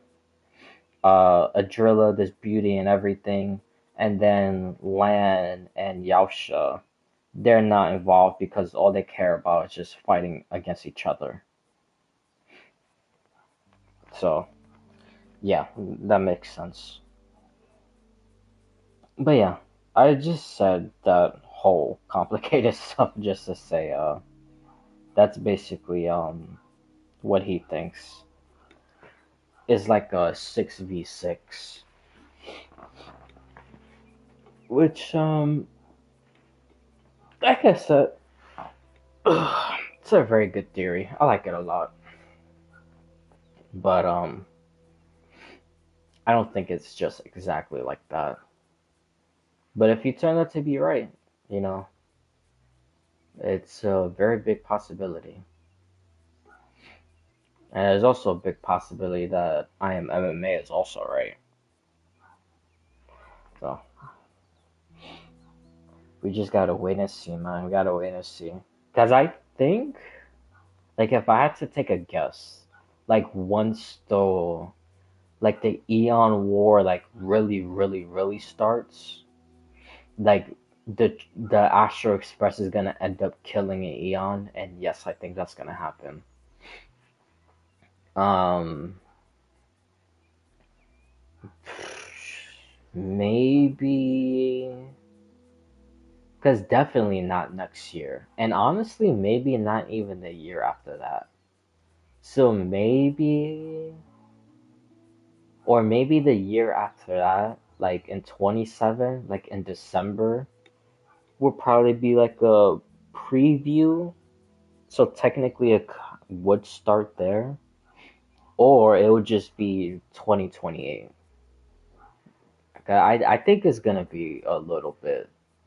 It might take like 2.5 going on 3, or just 3 years that we're gonna like really start getting into like the actual war of like the eons. And I think in that same update, um, that's when we're gonna fight against an eon and we're gonna kill that eon. The obvious answer will be Nanook, but I don't know, man. I feel like there's gonna be like some insanely dramatic twist. I do think Nanook is gonna die by Finon, and then Finon will become the Eon of Deliverance. But like the Astro Express fighting an Eon and killing them, I don't think that one is gonna be Nanook. Might be Harmony. We might actually fight and kill Harmony. I don't know. I'm not entirely sure. That's like years from now, so a lot of stuff could change. But Yeah, as far as actually fighting the Eons, I think that's gonna be quite some time. Because the next one will be like aha stuff. The one after that will probably be I don't know, something else. Probably a driller related. And then maybe a driller will ascend. And then by the end of that, that will start like the wars between eons. And then the following year of Adrilla ascending or being reborn, that's when the war against eons is gonna happen. I don't know. It's like a very, very distant in the future, so we just gotta wait and see. But yeah, that's basically all the Star Wars stuff. For Zelda Zone, not that much. Um, well, not anything like really new, because I still have my possibility of some theories, like the fourth, what is it? Like that fourth like reading thing that they got in that machine, like while we was fighting the Void Hunter's brother. Could probably be the curator being born or Sarah going to that place, or maybe it's an indication of where the brother was gonna go, so it kind of like beeped onto it, and then now he's getting like attracted to that um like signal or whatever. I don't know, so it's just like little stuff like that. Um, Trying to think of anything else. Oh, they showed the picture today for the live stream on Friday. It shows the siblings, the Void Hunter in her brown hair form, and then her white hair form, and then the brother is also there, and then it also shows that Krampus girl, what is her name? Xiao. They showed her. Um, oh, in the Game Awards when they showed a little trailer of the Void Hunter, how she fights, her due form, and Xiao, there was a little glimpse of them showing Sarah. And when they showed Sarah, Sarah was wearing all white. That was actually very interesting because we always see her like in black and red. And I think maybe like in the beginning of the game, I could be wrong because I honestly don't remember. But the part when Nekomata takes Pearlman and then they like go outside the hollow place and then she kind of like tries to do a deal with Sarah. Maybe Sarah was wearing like a gray coat, but I'm not entirely sure. Maybe she was just still wearing black and red. But anyways, all the other times we ever seen her before, she was always wearing black and red. So for her to show up wearing all white, I wonder what that means. Because it would have to be something with the curator. But I just don't know what. And, oh, dude, I still don't know about this whole curator stuff. Like, I don't know. Like, I'm on the fence of, like, I don't know if this is human made or this is the first time of, like, an actual godlike being appearing, or I really don't know. I gotta like dwell on that. Probably rewatch some stuff, but I really don't know because I think it's either like the old Void Hunter, Lady Sunbringer, being the curator, and betraying the old capital, I still think that's a possibility. Even if it ends up being wrong about Sunbringer being the creator, I still think the old capital was betrayed by the Void Hunters. Maybe not all of them, but a majority of them, I think, betrayed the old capital. Because I was also watching a video, and someone made basically the same point that I made, that individually these guys could basically like defeat a hollow, and then together they could like completely obliterate a hollow, or some of them together could completely obliterate a hollow, especially with that pink hair girl and then the other two or three that's with her. I forgot their names. Um, like the group of them, like three or four of them, was able to push the dark wall like further out, so Eridu could basically still be Eridu and not completely consumed by the Hollow. So they could do all that, which the dark wall is like, how do I explain it? It's kind of like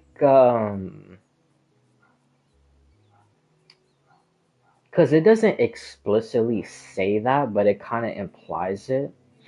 So, like the whole Earth is like basically almost engulfed with the Hollow, besides like this small patch of like land, compared to the whole entire Earth. That's considered like the dark wall. So when the Void Hunters pushed it back, they pushed back like the hollow of like the one basically covering almost the whole entire Earth. So Eridu could be like much, much bigger. But yeah, they could do that with not even all the Void Hunters together. Because like I said, it was like three or four of them. But then you have like all of them all in one spot. That's the hollow disaster in the old capital, and yet all of the Void Hunters together in one spot can't destroy it. That literally makes no sense at all. It is impossible. But but yeah. Anyways, so there was someone I was watching. I forgot their name. That they basically said the same thing. That it is impossible for all Void Hunters to be in one spot and not destroy the the hollow disaster happening in the capital. Especially when a couple of them push the dark wall, and then each of them individually could destroy hollows on their own. So it's literally impossible. And then that whole picture in the quest when Sarah was in rubbles of like a building. Um, and then it looked like that Void Hunter, the one with the sword. I forgot his name. It's like Colonel something. Um, that it looked like his silhouette looked at her and then walked away. And then you also have Isolde's stuff. Like they sent her out, and then they basically sent her out like on a death mission. Like all of them were supposed to die. Then you have Trigger's missions when her group basically all died and then she got corrupted. That's why she wears those like glasses things on her head. So it's just like a whole bunch of stuff. It's like piling up and it's like adding on. Like everyone was supposed to like fail and die, and the quote unquote protectors of the old capital didn't do what they were supposed to do. They didn't protect. It's like all of them wanted that to happen.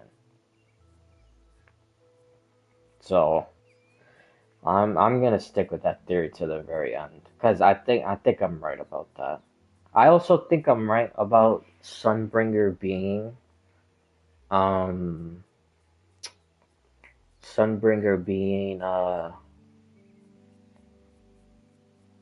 what you call it? Why am I stuck on stupid right now? Sunbringer being the curator, but I could be wrong about that. But as far as them betraying the old capital, no, it's impossible. They had to have betrayed them because, like I said, it literally makes no sense for all of them to be in one spot dealing with one hollow, and they can't destroy it. No,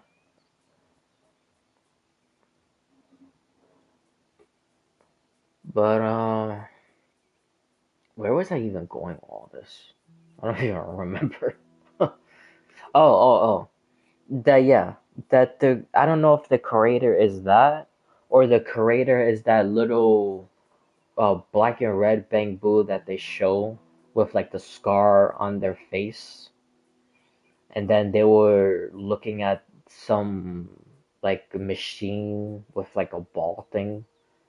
Like I don't know if the bamboo is the creator creating something inside that machine, or is the bamboo some previous fanatic like how Sarah is, and then the person inside the ball thingy is the creator. I genuinely don't even really know. Or like I said, is the creator like an actual god-like being? I I really don't know.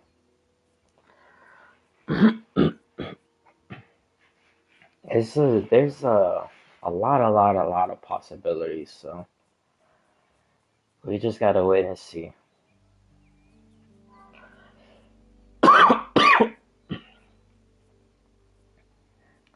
Um, I was gonna mention one more thing that I saw that I don't agree with, but due to them saying that, it was about Lady Sunbringer. So I didn't watch the whole Banyu trailer. I just saw like little like edits of it, but I will watch it later. Um, but there was this part when Banyu was like chained up. I guess when he was being built, or maybe after they found him useless and then threw him to the side, and then someone made Banyu to what Banyu is now. I'm not entirely sure. It could be either one of those things.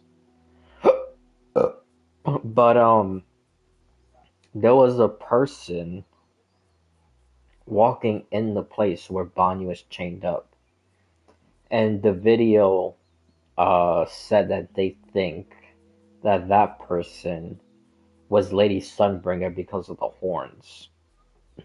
But no, it's not because Lady Sunbringers is kind of like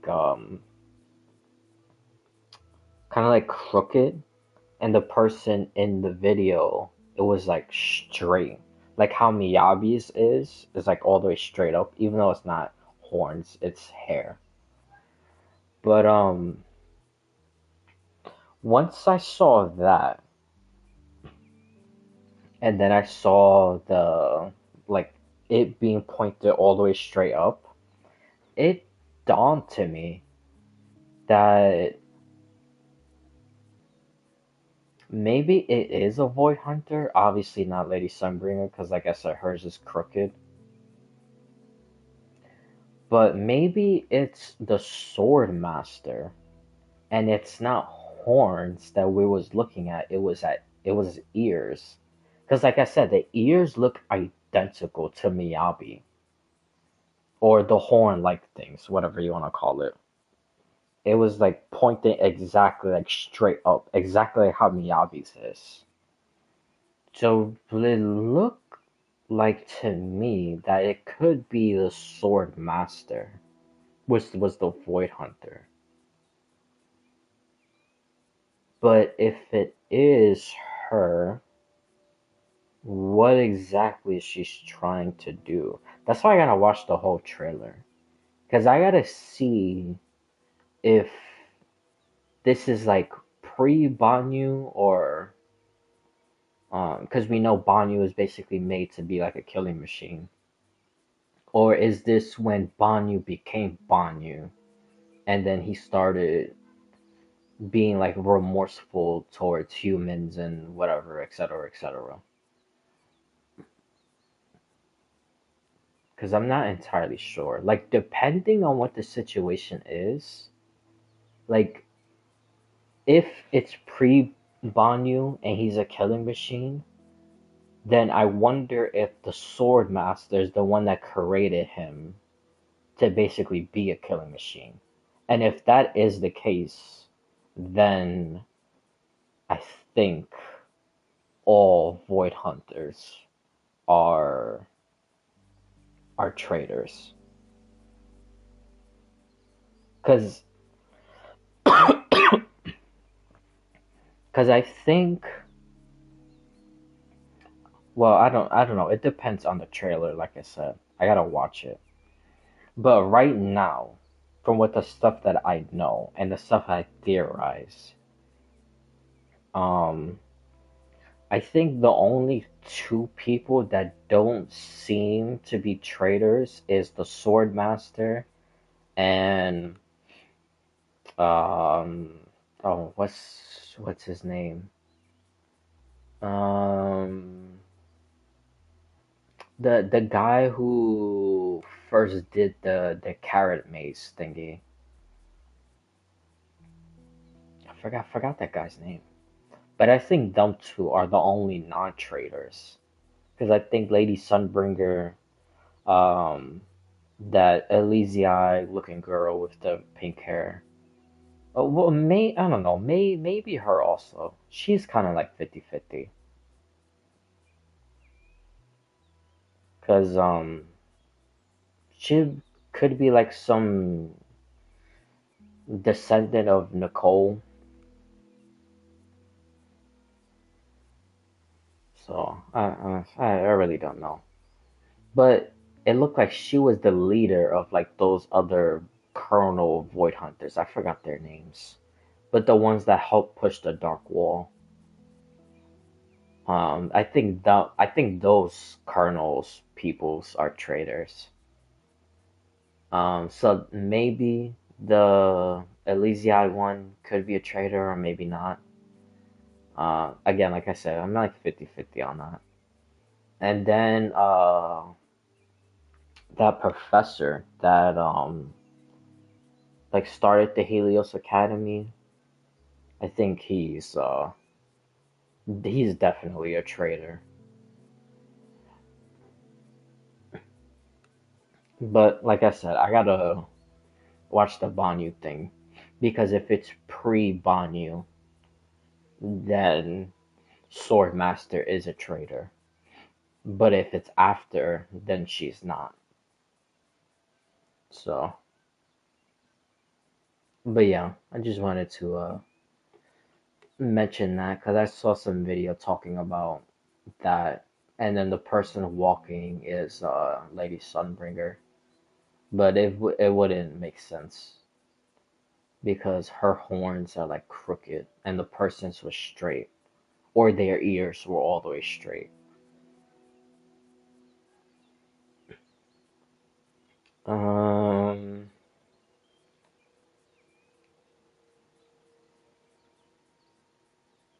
yeah, that's pretty much it for Zama Zone. For Wuthering Waves, basically almost the same thing. Really nothing too big or whatever. They finally showed with the live stream and the Game Awards thing, which by the way, the Game Awards cut the trailer short by like 10, 15 seconds. I don't know why they cut that part out. Because they cut that part out and then they went to Metro Prime. But anyways, um, um, they show the whole tune break thing, which is basically almost like the super break. Everyone could do it, which that's good. It's not like in Star Rail, you gotta pick the Trailblazer.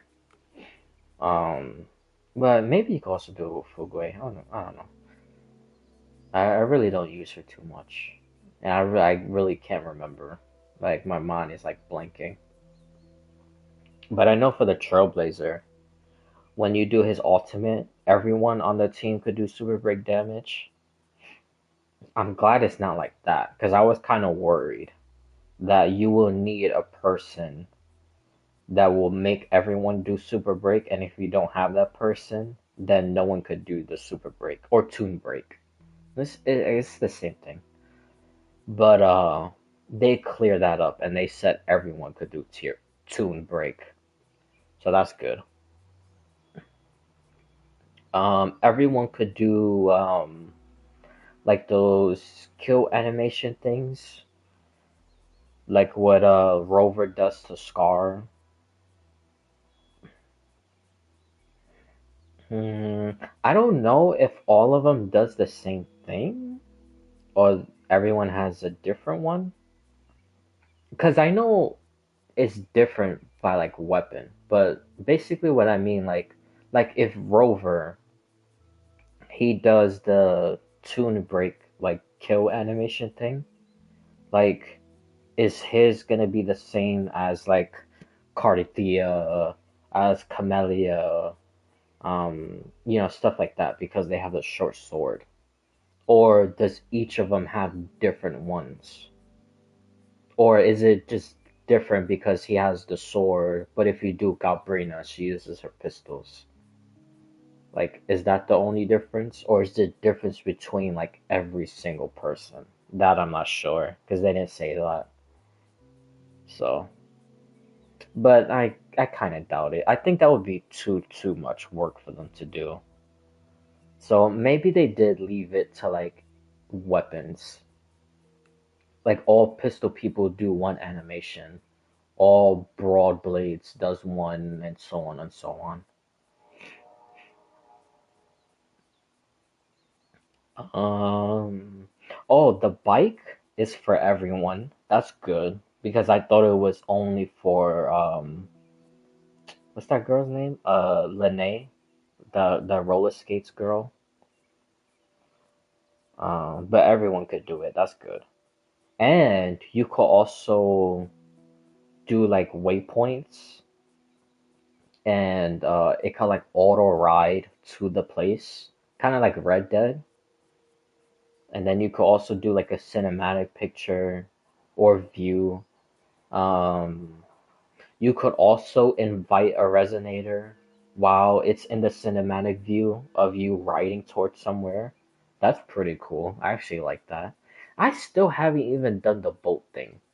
I need to do that. I don't even know why the hell I haven't done it yet.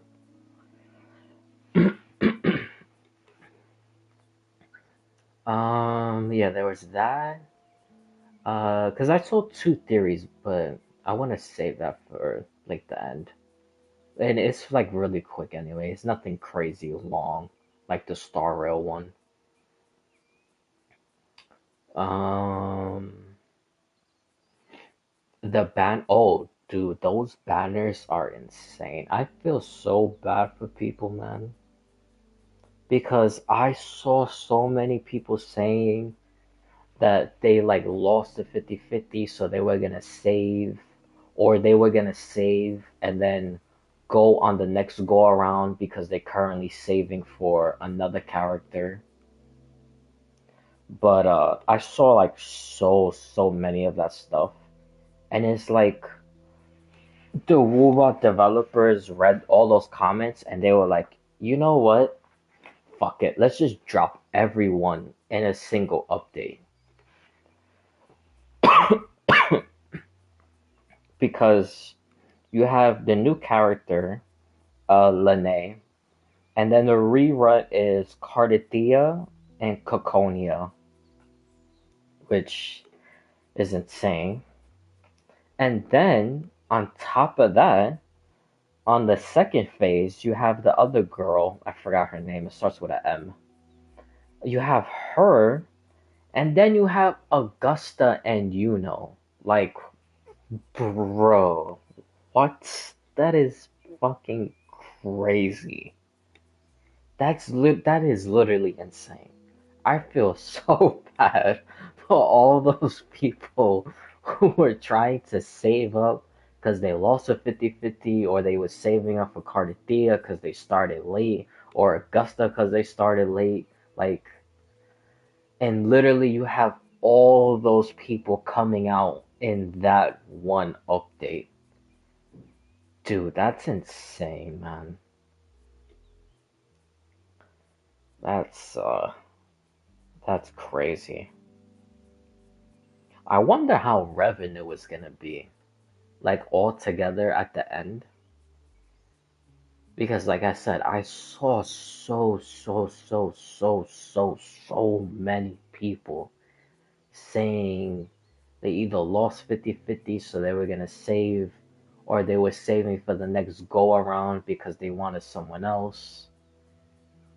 And then you literally have all of them dropping at one time. It's crazy, man.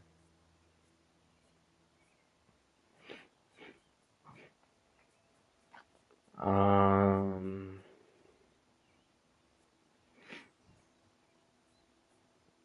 Trying to think of anything else.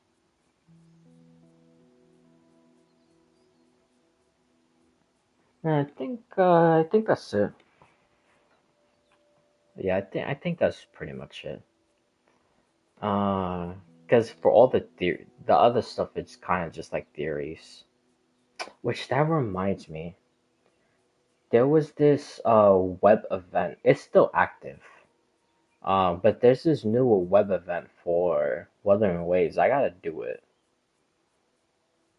because I haven't done it yet.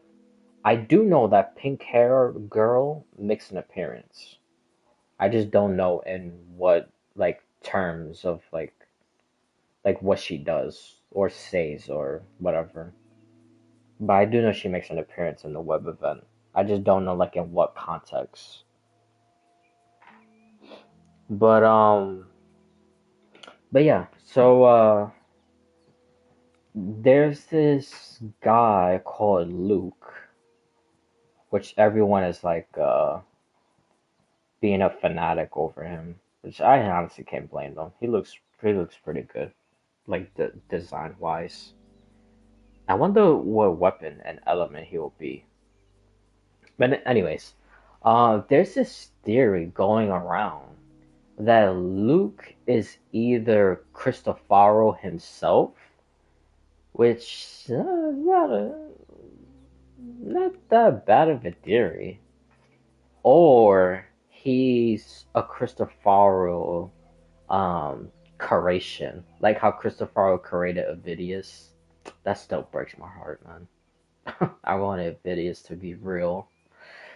But anyways, yeah, so those are like the two biggest theories I'm seeing almost everyone say, that Luke is Cristofaro himself, or Luke is a creation by Cristofaro, which I really like those theories.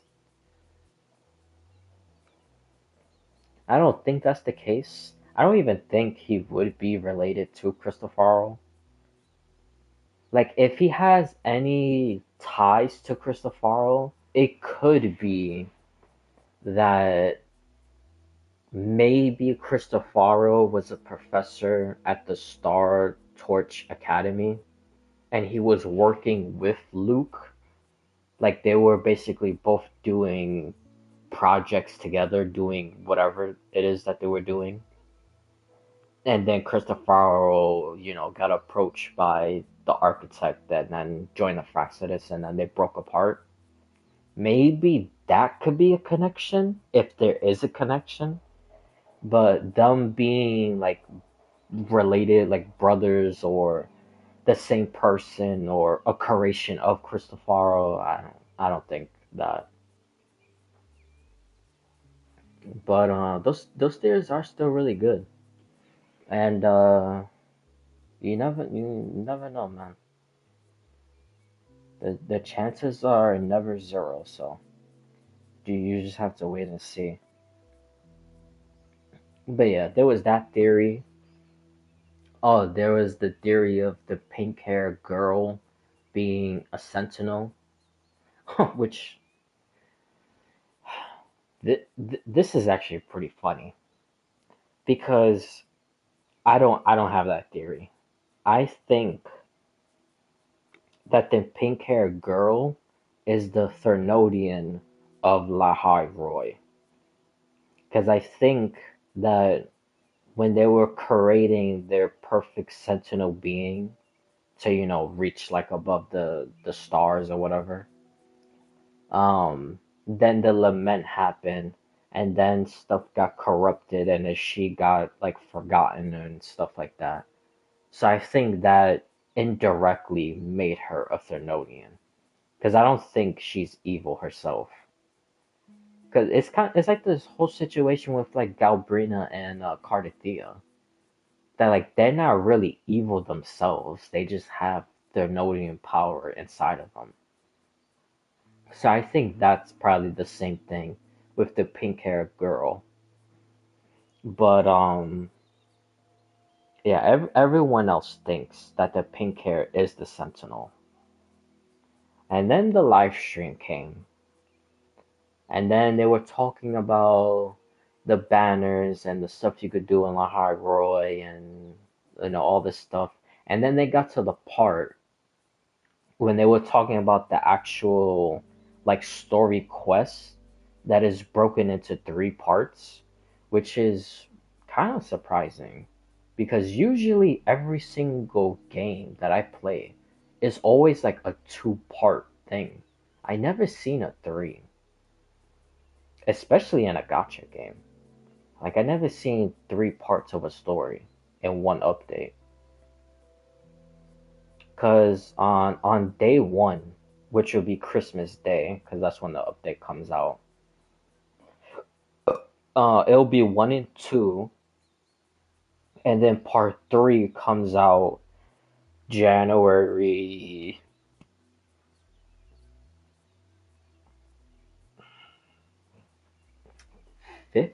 15 or 16, something like that.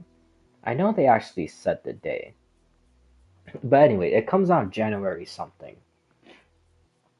So when they were talking about part three coming out in January, it showed Rover talking to some person, and that person has like like fancy armor, and their face looks kind of like majestic or whatever, and they have like insanely like nice looking blue eyes and kind of like not really like a crown on their head, but like some type of form of a crown or whatever.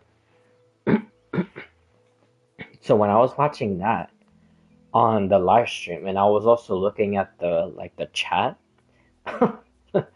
everyone switched their tunes so fast in saying that that person that we meet is the Sentinel and not the pink hair girl.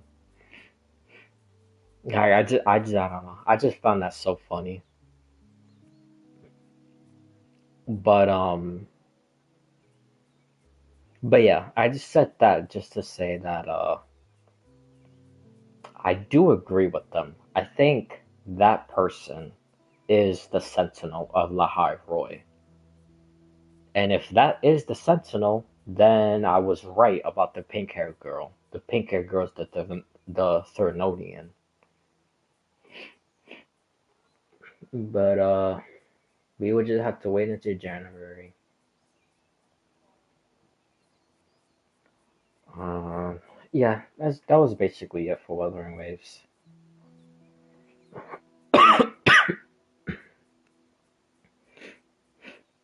Um. Oh, Genshin.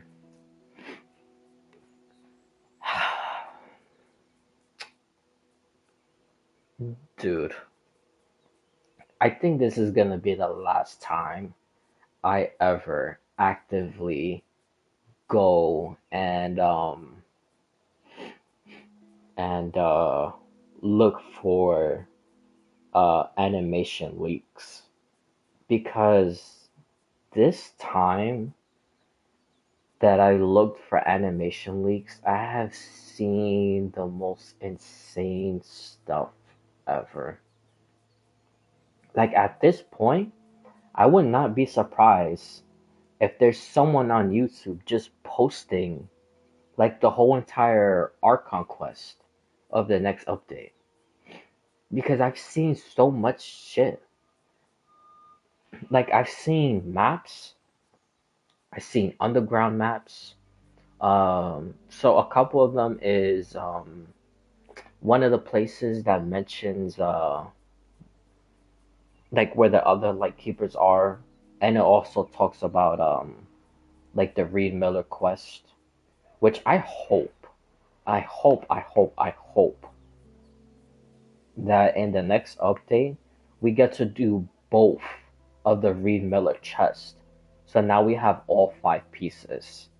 And then most likely in the update after that, we'll go somewhere and we'll put the five pieces in some place.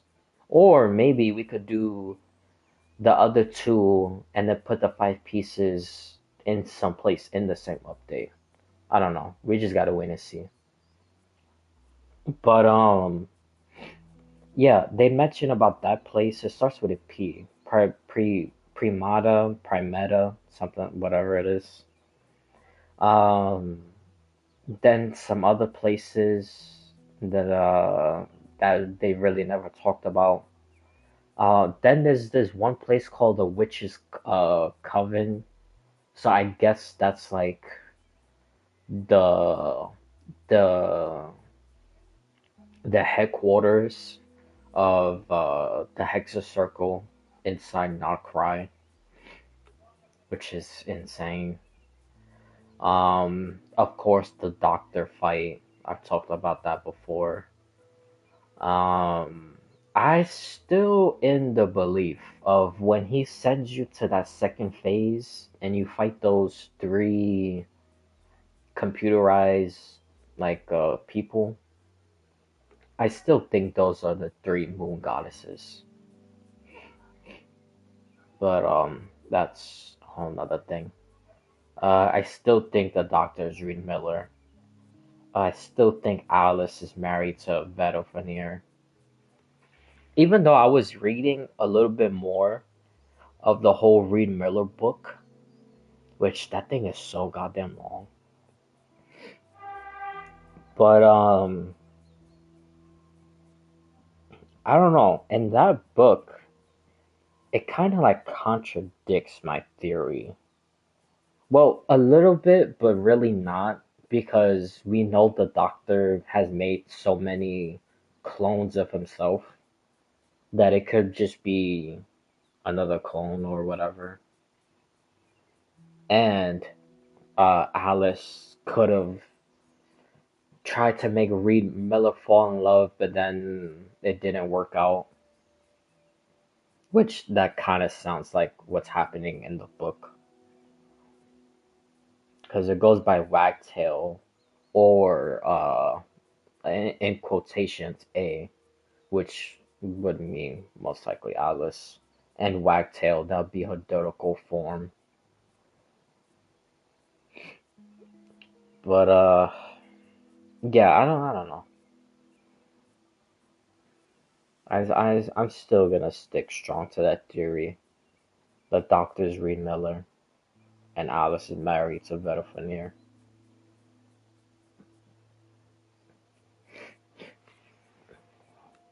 Um, but yeah, there was stuff like that. I'm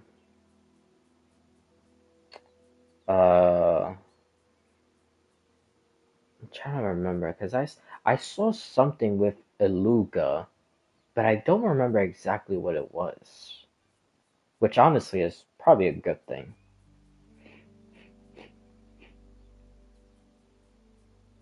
Because if I'm not mistaken, I believe it was something about what a Luga is, like some type of race or whatever.